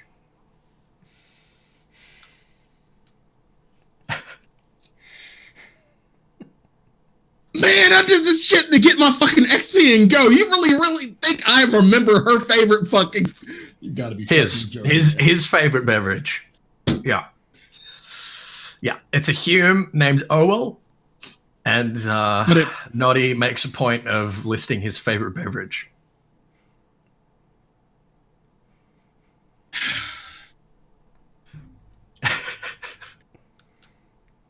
I fucking hate. Got some pretty fucking weird questions in the past. There's got to be some curveballs in here, all right? See that curveball, some of these questions have been so easy. Hell yeah. All right, that's a pass from Sly. Mike, do you want to have a shot? It is the pass. Yeah, you want a shot? You couldn't even have said like tea or coffee or something to eliminate something, Sly. You're fucking... No, he's probably gonna be... He's gonna ask more you to be specific. What kind of leaf was... How does he have his coffee? How many sugars does he like in his coffee? Is that your impression of me? No, that's just some fucking voice that came out of my mouth. Oh. Can you put it back? Yeah. Just put it back and like don't let it out again. Not because you said that, now it is you. Wow. What's Owell's favorite beverage, Mike? His favorite coffee is... What? I mean, favorite beverage is... He could have... If it's coffee, I'm going to feel real dumb, though. Yeah, it could be. It's probably beer of some kind or like an alcoholic beverage without knowing this individual. Or it's going to be the... Can you be more specific? Mm-hmm. It's no, fucking... that would be specific enough. Oh, well, beer. Fuck it, then. You reckon beer? Beer. It's not beer. He's a pussy. His favorite beverage is hot milk. Ugh. That's his favorite beverage in the whole world. Hot milk. Hot milk is gross. Does he use it to fall asleep? Does he drink it? I don't know. Just it's boil his favorite milk. beverage. It's just like, I'm thirsty. Let me boil some milk. He's a grown-ass man, and his favorite beverage is hot milk. Yeah, it was memorable to me for some reason. Mike, this one's for you as well. Oh, here's some interesting ones. Before you ask me, does it have to do with the crystalline mean? Nope. Okay, Yes. that's not going to help me really at all, but don't worry, Sly. No. Okay, we got like a little kind of like subsection of questions here. For the last one, we got 1, 2, 3, 4, 5, 6 more questions, and they're all based on hunt marks. You know, the funny thing is that Mike's gonna get this. No, I kill hundreds and thousands of marks a week. Yeah, right. And I haven't read their dialogue since Stormblood. Well, I've chosen some stuff here that you should be able to work out from context, basically, if you're smart.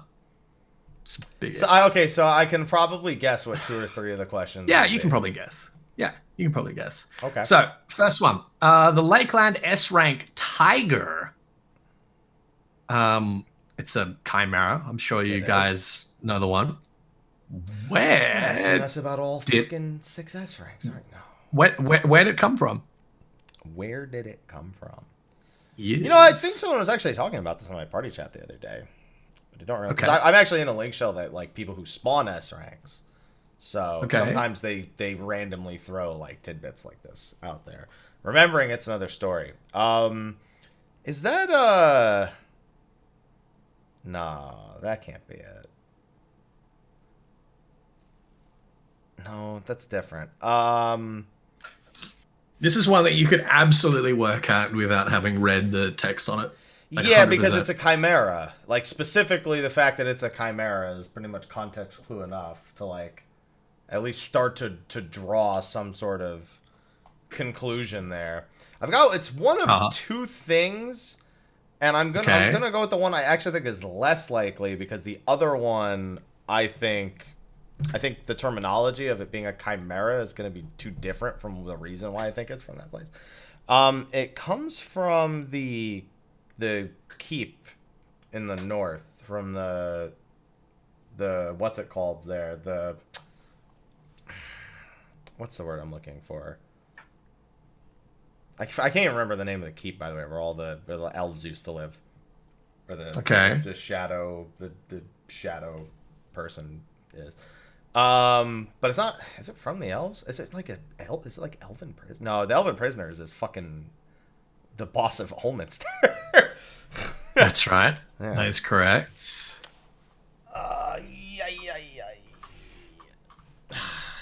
Well, I mean that's the location, but I couldn't get any more specific. And now I'm beginning to think it was my other answer, but I'm just gonna lock that in. So you think the elves made it, and then it comes from Laxon Loft? Yeah, Laxon Loft. Okay, that's not it. Not it. Okay, then I think I might know. Sly. Take a swing.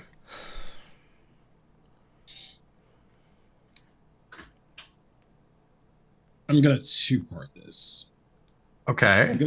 I'm gonna go stupid enough to say that it was maybe from Alec. So if that's the case, then the only link to Alec that we have is the Crystal Tower. I like it. Okay.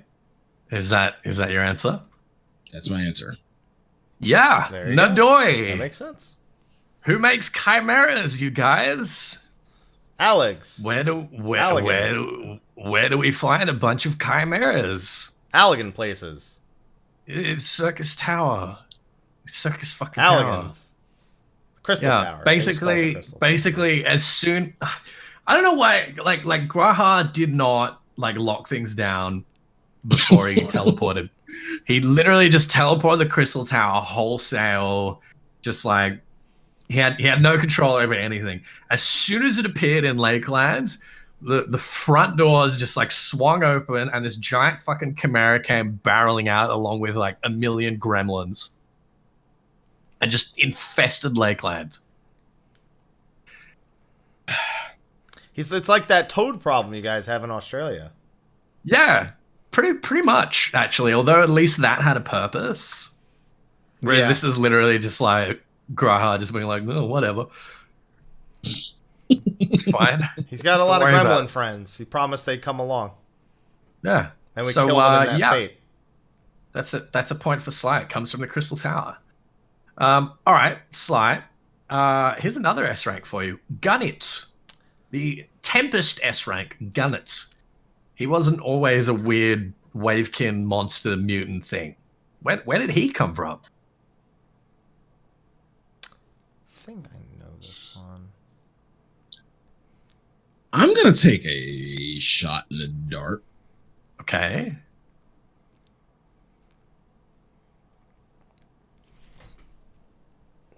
I'm gonna say Tomra. From Tomra.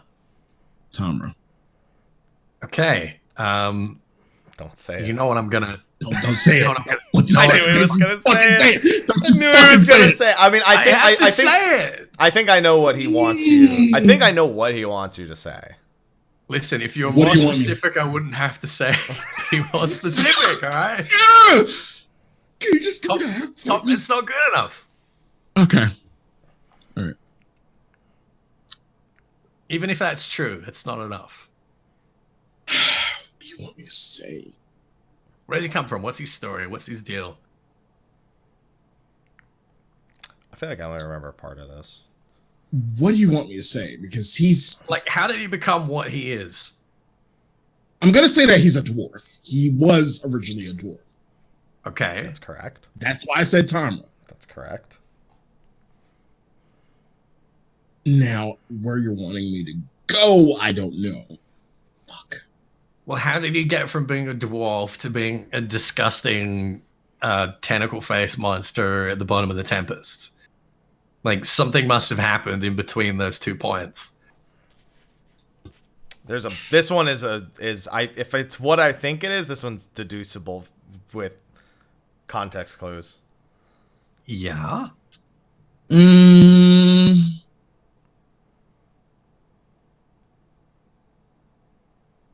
I kind of want to give you a hint. Did he wish for it? Wish to be made into a disgusting tentacle face monster at the bottom of the Not exactly that, but we all know how wishes work. Yeah, okay. Yeah, Genie, Will Smith says there's some gray areas. Okay. You should have been more specific. Can I just get my half point and just move on to Mike, please? Yeah, all right. Yeah, okay. Yeah, you can have a half point. That's fine. Thank you. God, Mike, right. take it the rest of the way, please. Well, I knew pretty much about as much as you did. I'm trying to remember because it has something. He didn't just wish to be down there as a disgusting creature, obviously. No, but we all know how wishes work. That's what I'm saying. Stop saying that. Wishes aren't real, Sly. Nobody actually knows how they work. Your hopes and dreams are fake. All right. This is fiction. You don't know how they work in fiction. Damn it. They don't always work the same. I'm trying to, because I feel like it has something to do with not what he wished for himself, because he had a crew specifically, and the wish has something. I'm trying to think. It has something to do with his crew, and I think it eventually leads to him being attacked by a sea creature, and he's made him not immortal, but he's turned into. Now, it's not everlasting life. I can't remember the exact thing, but it's very similar to the process that makes the boss in Sestasha into this, because literally they're the same type of creature. The boss in Sestasha becomes that because of the Kraken, specifically. But the boss in Sestasha becomes that because he's tempered by Leviathan. He's tempered by Leviathan. You mean the mind player? Yeah, he's tempered by Leviathan. Sorry. Yeah, we're going all the way back to the source with that one. The bitch ass general runs away in the regular Sestasha, becomes the fucking hideous creature. That's the second boss in hard mode with the parrot. Yes. Yeah, I'm sorry, Leviathan. I don't remember the wishes. It is something to do with that, because Sly had about as much as I remembered. In that it being a wish. I just can't remember the context of the wish, and I'm trying to look at his text, because he's basically talking about his crew the entire time. When you're standing right next to him, he's like, must find the crew. Ethys, let me just go ahead and ask this. You want to know who turned him into what he is right now? I mean, that's part of it. That's an important part. You have to be more specific. Yeah. I'm going ahead and clearing this shit for you, Mike. I'm trying to clear as much as I can for you, so you don't get a too.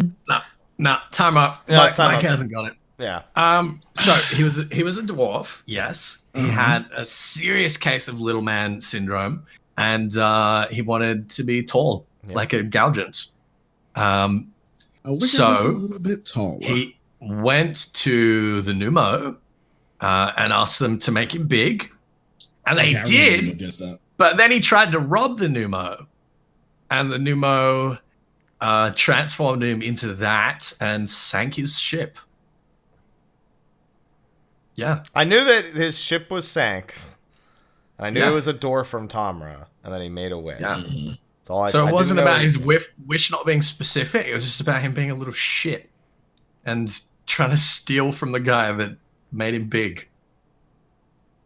I already know which one I have to insta-pass, and I can't even begin to work out. Because are you sure? He might go away from S ranks. You don't know. If he does, we might. We are going to go away from S ranks. Damn, he said 6, so I figured there's 6 S ranks. This one's an A rank. Oh, please don't be the A rank I think it is. No. There's some A ranks I can context clue. There's some A ranks that you can context clue. No. There's some A ranks. There's some A ranks you can context clue based on the type of monster they are. And this is one of them. This is absolutely one of them. Okay. Mike, why is the Ily Mheg A rank named Porus? That's exactly the one I thought you were gonna ask. Okay. Porus of Poldia. It's so. Porus Poldia. Well, this is the one where because again, I haven't read all the exact text, but you can again kind of reverse it from what caused the creature in Scala to be made, which was the what's his 5th cousin or whatever the fuck it was, Poison Tongue, whatever the fuck his name was. Crodric. Yeah, he was his first cousin, but first cousin. And I think Porus of Poldia is from. It's not. There's no of. It's Porus Poldia. Yeah. Porus Poldia. So its name is Poldia, and it's porous. Thank you. That's all right. Just like clarifying for you. Right. Just trying to be a little more specific. I think it's from the dungeons under Vobert. I think that's where it originates from.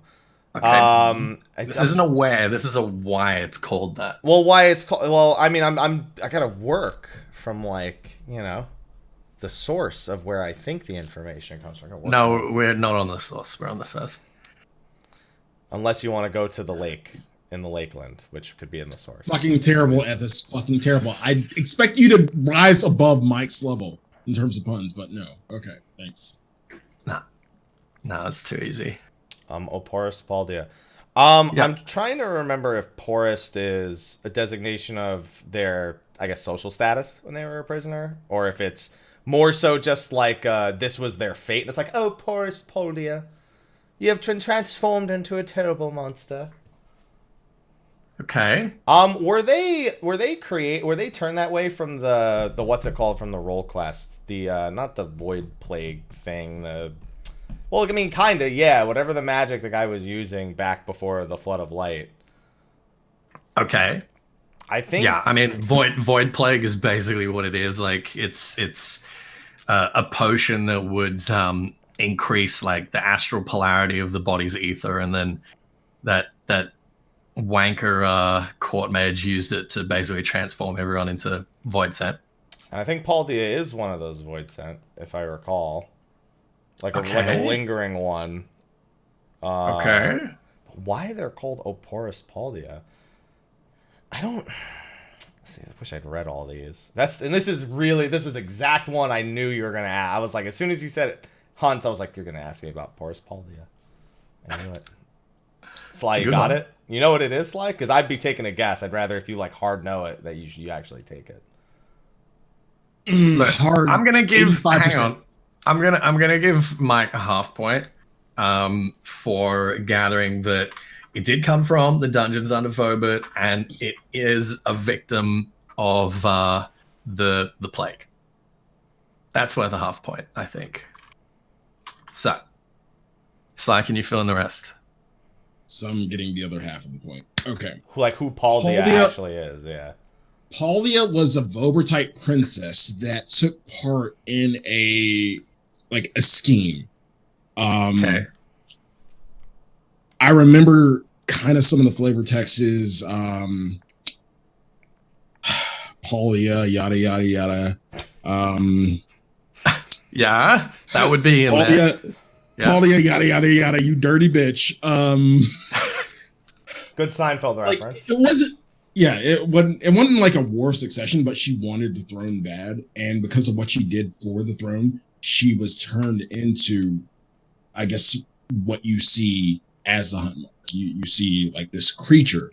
Like I remember not Porus Paldia. It's not Porus Paldia. It's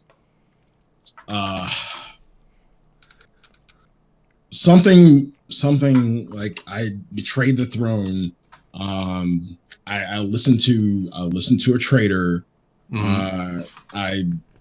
I was part of his mess, his scheme. And I remember something about a sister. Sounds like the court mage. Sounds like it's the sister of the princess that we watched get transformed, and that she sided with the court mage. Yeah, that's worth a half point. So the princess that was on the throne was Soldia. Paldia was her younger sister. Yeah. Who did collaborate with Tadric, the court mage, because he basically convinced her that the purpose of his scheme was to get her on the throne. Yada yada yada. And yada yada yada. She ended up becoming one of his victims. They chained her up in the dungeon as the void scent abomination that she became. And she'd basically like written in her blood on the walls a sort of message asking to be forgiven. And about a year ago, some idiots went scavenging down there and accidentally let her out. So there you go. Awesome. Yeah. Oh, Porus. All right. So tell me about this B rank I'm talking about. This is not a B rank. I'm going to ask you about Hurricane. The dragon Hurricane was once the familiar of a warrior who became a sin eater. Who was its master? That's you, by the way, Sly. That's your question to start. I know. Okay, go on.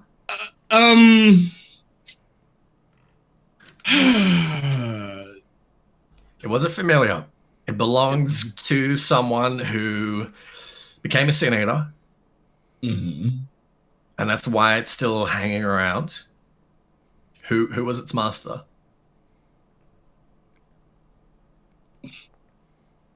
Hurricane. A rank. A rank in Khuja. Yep. Because. Yes. Funny thing, the way I think about this is SMT. Because Hurricane looks a lot. You weeaboo trash. Fuck you. Shut up. Hurricane looks a lot like Gilgamesh, and I believe Gilgamesh and Hurricane share a story. So, like in actual our world lore, not FF14 lore.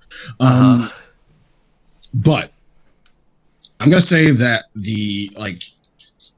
you're asking for the wielder of Hurricane, or like who is Hurricane's master? Ranjit's father. You're such a loser. Yeah.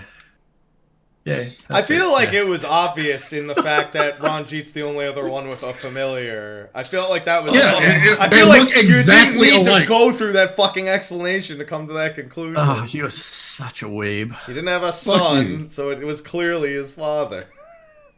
Fuck you. Oh my God. Let me work this out in my own way. Fuck you.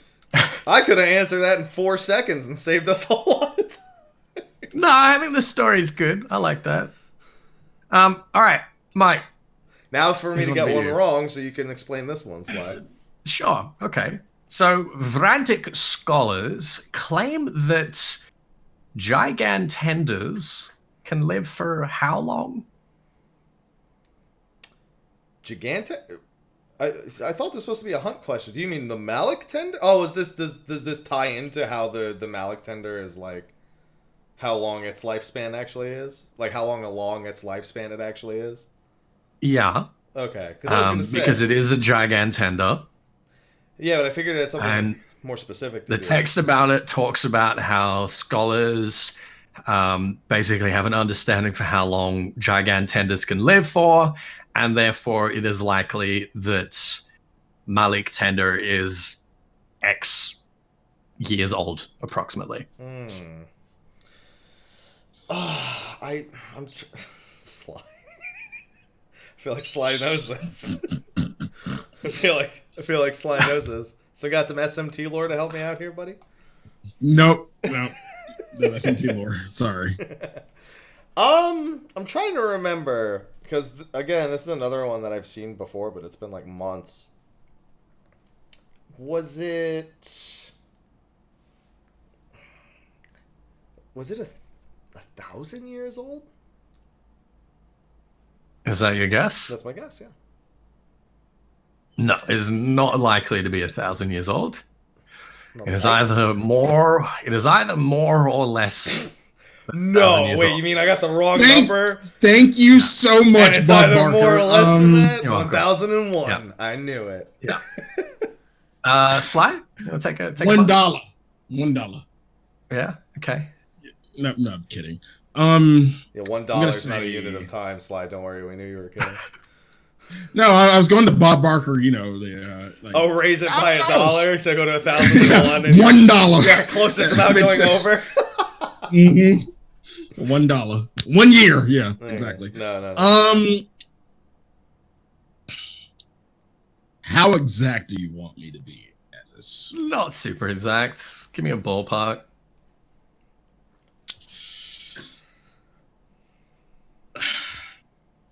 Plus or minus what? Just give him a number. He'll tell you if it's right or wrong, or to be more specific. Yeah, I'll tell you if it's close enough. I'm gonna say 100 years. Half point. There you go. Wait. No. Don't say it.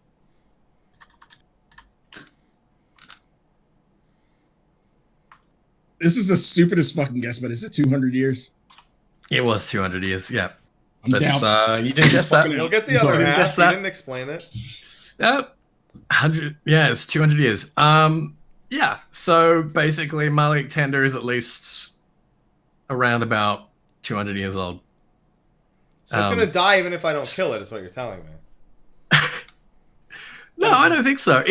So this was really interesting to me because it reminded me of my short visit to Arizona, and a lot of the roads in Phoenix have these weird like twists and stuff where they like go around cactuses, and I was like, what the hell's up with that? Why wouldn't you just get rid of the cactuses, right? Yeah. So I looked into it, and it's because like cactuses only grow like a centimeter a year. So a lot of cactuses you see that are like, 10 or 15 feet tall are like 1,000 years old. So I thought that was really cool. And this kind of made me, it gave me like a recollection of that. And I was like, oh, that's dope. That's really interesting. Makes me feel bad whenever I eat cactus. Because I'm like, how old is this cactus? I'm sure they're just baby ones. It's all right. It's okay. Yeah, but they live such long, prosperous lives. Prosperous is producing water in the middle that like small animals in the desert could survive off of. Yeah, I don't know. I mean, I guess small traces of water. I suppose, but I thought Sly, you got cool. The whole point. What are you shaking your head for? No, I got a half point. Oh, you didn't get the whole point. Well now I understand. That's pretty fun. Yeah, I guessed after my 100. Yeah. Yeah. All right. This is the last question, and this is going to be worth 4 points. I'm assuming. This is going to be worth 4 points. I'm so sorry. All right. What mark this is about? 4 and a third. 4.3 points. That's just enough for me to lose, even if I get it right. And I know that because the last time... Whose is this? Sly's. The last time... Sly's. Last time that you made something worth a certain amount of points, it was just enough for me to not win. All right, Sly. Who is Forgiven Rebellion, the double S rank, before they became a Sin Eater? Forgiven Rebellion. Who were they before they became a Sin Eater?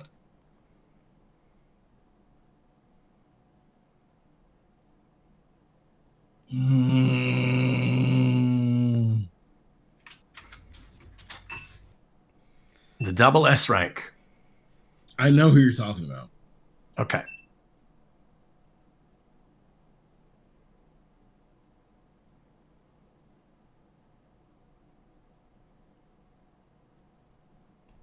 Forgiven Rebellion. It has something to... The name is a big tell. Yeah. I'm not going to... They're in Lakeland? Yep. Does it... What do you mean they're in Lakeland? They're in every zone. The same one in every zone. Yeah, it's usually in Lakeland, though. No, it doesn't matter. It can be in any zone equally. Oh, well, I usually see him in Lakeland, and that seems significant to me. So, if it is now, we know that. God, I kind of remember this because I read this for the last Eorzivia. Okay. Had they even brought in the double S rank when we did last Eorzivia yet? They did not. Actually, yes, I believe. I don't think so. The only thing we didn't have was Tiger. We didn't have Tiger or Forgiven Pedantry. That's what we didn't have. Actually, okay. we might not have had one other. I don't think know we for a did fact we might have been missing one more, but we were definitely missing those two before 5.05 or 5.01, whatever. All right. Forgiven Rebellion. Who were they before they became a Sin Eater, Sly? Give you 20 seconds. Don't rush me. Well, that's what 20 seconds mean. It had something to do with the Shadow Keeper. Go on. You've extended your 20 seconds. within its name, rebellion.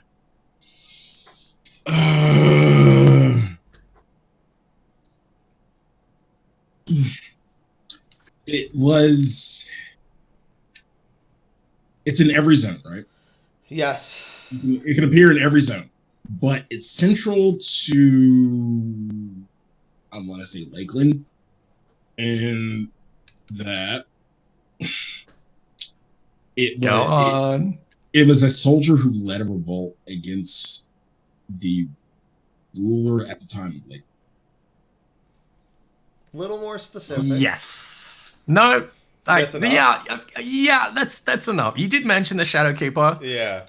As we know, the Shadowkeeper machinated the rebellion against the ruler of Lakeland, as she machinated pretty much everything that was going wrong immediately before the flood, including the plague in Verbit.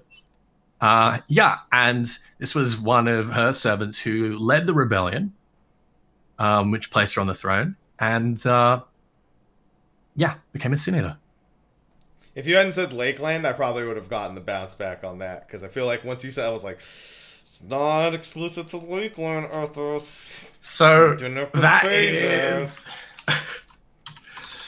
Well, there you go. That is another 4 1/3 points to Sly. Okay. Which puts him in a pretty comfortable lead here. A lead? It's over. That's not a lead. That's just the final score. Yeah. Right. He's leading the final score.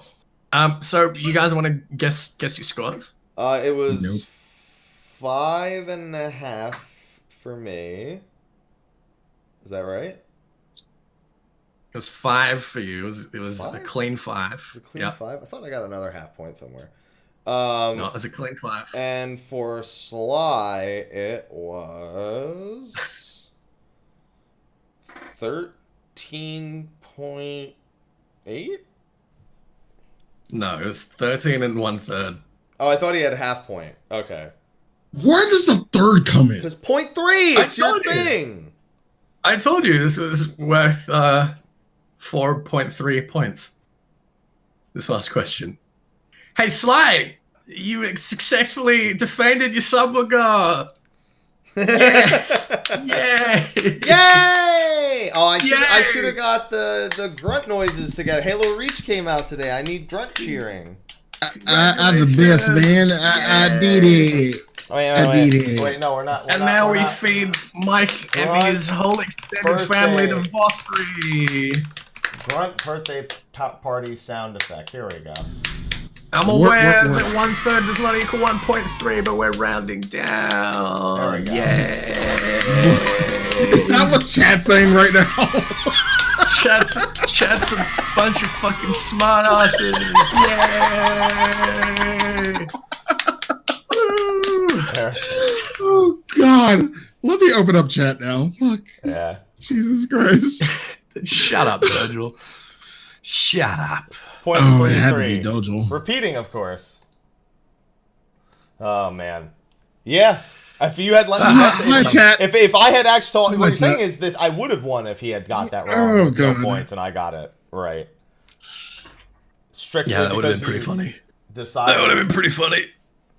Yeah, I could have got that one right. Two of the ones Sly got hunt-wise, I could have got right, and none of the ones I could have got right. I'm really still okay. I'm still mad that you threw in fucking gathering questions out of all things, because you never throw them in. Sure, I do. No, you don't. Yeah, I do. Yeah, he throws in item descriptions. I feel like that's pretty much in the ballpark of just being. But not from gathering strictly. Like, he's never thrown in a gathering question. Like, I absolutely have thrown in gathering questions. Because you know Mike doesn't do it. Because he's that's too rich. That's no reason for him to exclude it. When the fuck would that ever stop him? Yeah, gathering has interesting lore attached to it.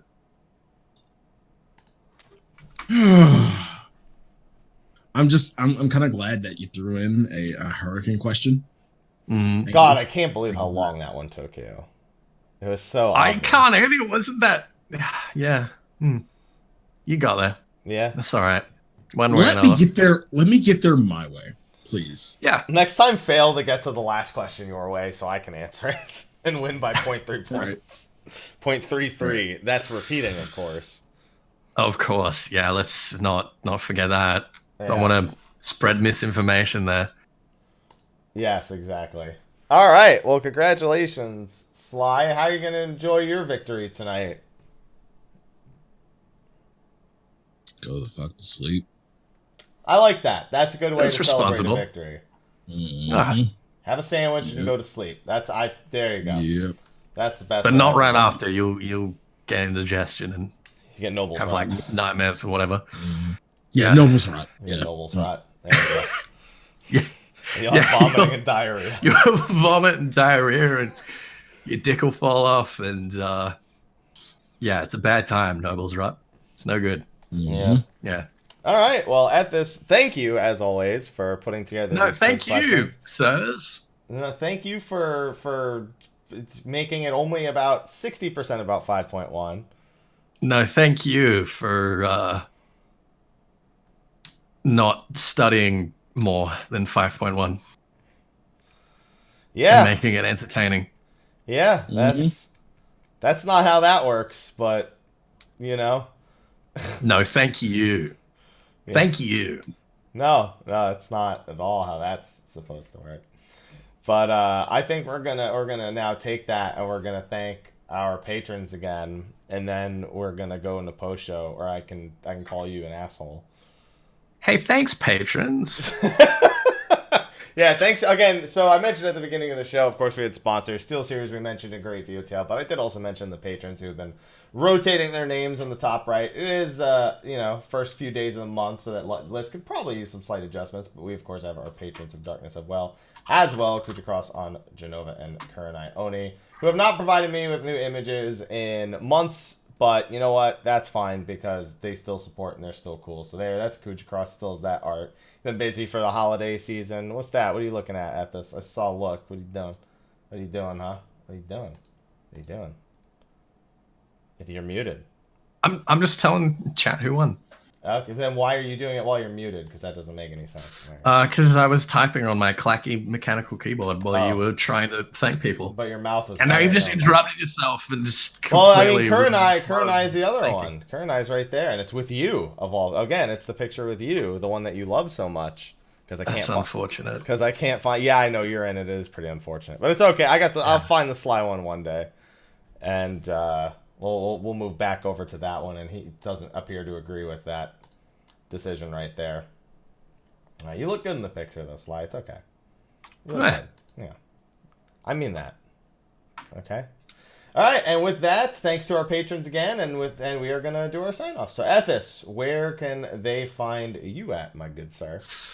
You jabronis can find me on Twitch, Twitter, YouTube, Instagram, Facebook, all the places. Ethys Asher. You can also find me. I'll be writing some stuff at Gamerscape. I've got a piece that's probably going to be published in the next couple of days on Jedi Fallen Order that you guys should check out. It'll be my first feature piece for them. And yeah, that's me. What about you, Sly? Where do you live? I'm moving soon. I'm moving. Oh shit! Week. Me too, bruh. For once, I'm the only one not moving. High five. But you can find me on twitch.tv/Slyakagreyfox, Twitter @Slythefox, youtube.com/development room, facebook.com/Slyakagreyfox, all the places. Yeah, like people are roping me into a lot of shit lately. Like I just finished story for Pokemon Sword. I'll probably do Shield. I'm probably gonna start I've started Tokiden to the chagrin of my mods and a few of my viewers because I need to play another fucking hunting game besides Monster Hunter. And then, there's Monster Hunter Frontier that goes away December 26th, so I got to play that shit too. And, I just got to do a lot of shit apparently in the month of December. And don't forget, this weekend, for everybody who's on Final Fantasy 14, make sure that you make an alt on Crystal and make your way to Crystal on Friday, the 6th through Sunday, the 8th, for A Starlight Carol being produced by Slazio Virtual Theater. Please go see this. Please go see this production. I am really looking forward to it. It Krumma, and I'm in a Krumma spirit. It Krumma, Summer Krumma. So I hope that you definitely go see it. Slazio puts on a really good production, so definitely go see it if you're on Crystal. If not, make it alt on Crystal and just go. That's all you gotta do. Merkrum. Love you, Merkrum. I like that your face is off camera for the Merry Krumma. Just do it again one more time. Merkrum. It's like you're bobbing for Merry Krumma. There you go. Merkrum. There you go. All right.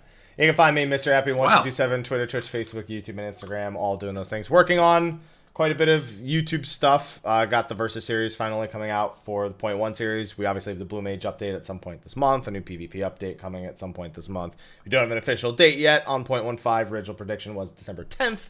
But because we haven't gotten a maintenance announcement yet, there's, of course, the possibility it will be on the 17th. But we'll just have to wait and see. We also have the live letter in the 14-hour broadcast, December 13th through 14th for us over here in the States. And since there will be a live letter, Sly and I have to kind of eat our words from last week in that it will actually be our part 1 a live letter for 5.2 much sooner than we would normally come to expect, as our patch prediction is likely February 17th. Well, I did say that they would touch on maybe the... Yeah, that's Sly. That's a cop-out. We both fucking said it wouldn't be about 5.2. Shut your mouth and accept it. I said primal, so it's one aspect, so give me something. Nope, you got nothing. You got nothing. You said it's not going to be about... We both agreed it wasn't going to be about 5.2, and that's what it's going to be. Still working on Ring Fit. I'm on day 27, and it's been a good time. And I would highly advise anyone to pick it up this Christmas season if you can, because my fat ass. No, you can do it, Sly.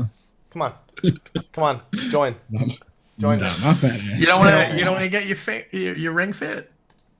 Yeah, man. Makes your ring like really tight. Yeah. Right. I bet it does. That's what the game's about, right? But yeah, I already killed the dragon in the leotard, so I'm good. I beat his ass into submission. Also, Star Ocean First Departure R comes out on Thursday, so I might dive into that, even though I'm not 100% sure I'll be able to play it Friday or Saturday. Ooh. Another thing that comes out on Thursday, new content for Monster Hunter World. Stygians, Nogre, and then maybe another dragon. Who knows? Ooh. We also know that Dauntless this month is getting a dragon as well as a new monster. We saw that on the website. And Escalation Mode, where it'll be 5 concurrent bosses or 5 concurrent monsters back to back with random effects added for each one in between. So there's that as well. So you got Tokiden, Dauntless, and Monster Hunter there. Concurrent or consecutive? Consecutive. I was speaking too right. fast. I was about to say 5 concurrent. Holy shit. That would be pretty dope. I'd be down. Yeah, five consecutive ones with effects added in between each. And then we also had Kingdom Hearts 3 Remind, which was more details come out. I'm actually looking forward to it more as someone who was semi-disappointed by the initial Kingdom Hearts 3 release. Thanks for reminding me. Well, and that's a call that I really should answer, but I'm going to have to answer after we're done here. And I'm going to have to call them back after I'm done here. And there's one other thing. Oh, and Borderlands 3 has Mad Moxie's DLC later this month as well. So it's going to be quite the busy one. And that's it for December, and that's it for us. So we are going to wrap things up, move over into a short post show, and then I'm going to have to call that number back and figure out why it called me in the first place. So thank you, everyone, for hanging out. Next week's show, not 100% sure yet. It'll probably, if it depends on if 5.15 is out. If 5.15 is out, we could of course do first impressions. We could also under Sly. Oh wait, Sly, is next week the week we have to cancel the show or not? Because you're moving next week. Yeah, that's the 14th. It's the day of it would be the day of the live letter. So it's not a week we could move the show to the day of the live letter, essentially. Yeah. Okay. So do we have to cancel on Tuesday if 5.15 is out, or what do you want to do? No. Okay. No, like this upcoming Tuesday? No. Like the Tuesday after, depending. I'll let you know. Okay, so we might have to do the following show on a Friday, depending on it, whether or not we can do it on Tuesday. Okay, so the next couple weeks are kind of up in the air. We'll be sure to keep you apprised if you follow us on social media, whether or not we'll be moving State of the Realm in the next week, depending on 5.15's release versus Sly's moving situation. But the next few shows should be about 5.15 and the live letter. And then after that, we'll see where we're going to go from there. But anyway, thanks everyone for tuning in. We will see you for next week's episode. And, well, I'll see you guys then. Until then, bye-bye. Thanks, guys. Bye. See you next week. get it remind? Because you reminded us that it's coming. Okay, just me. Fucking terrible.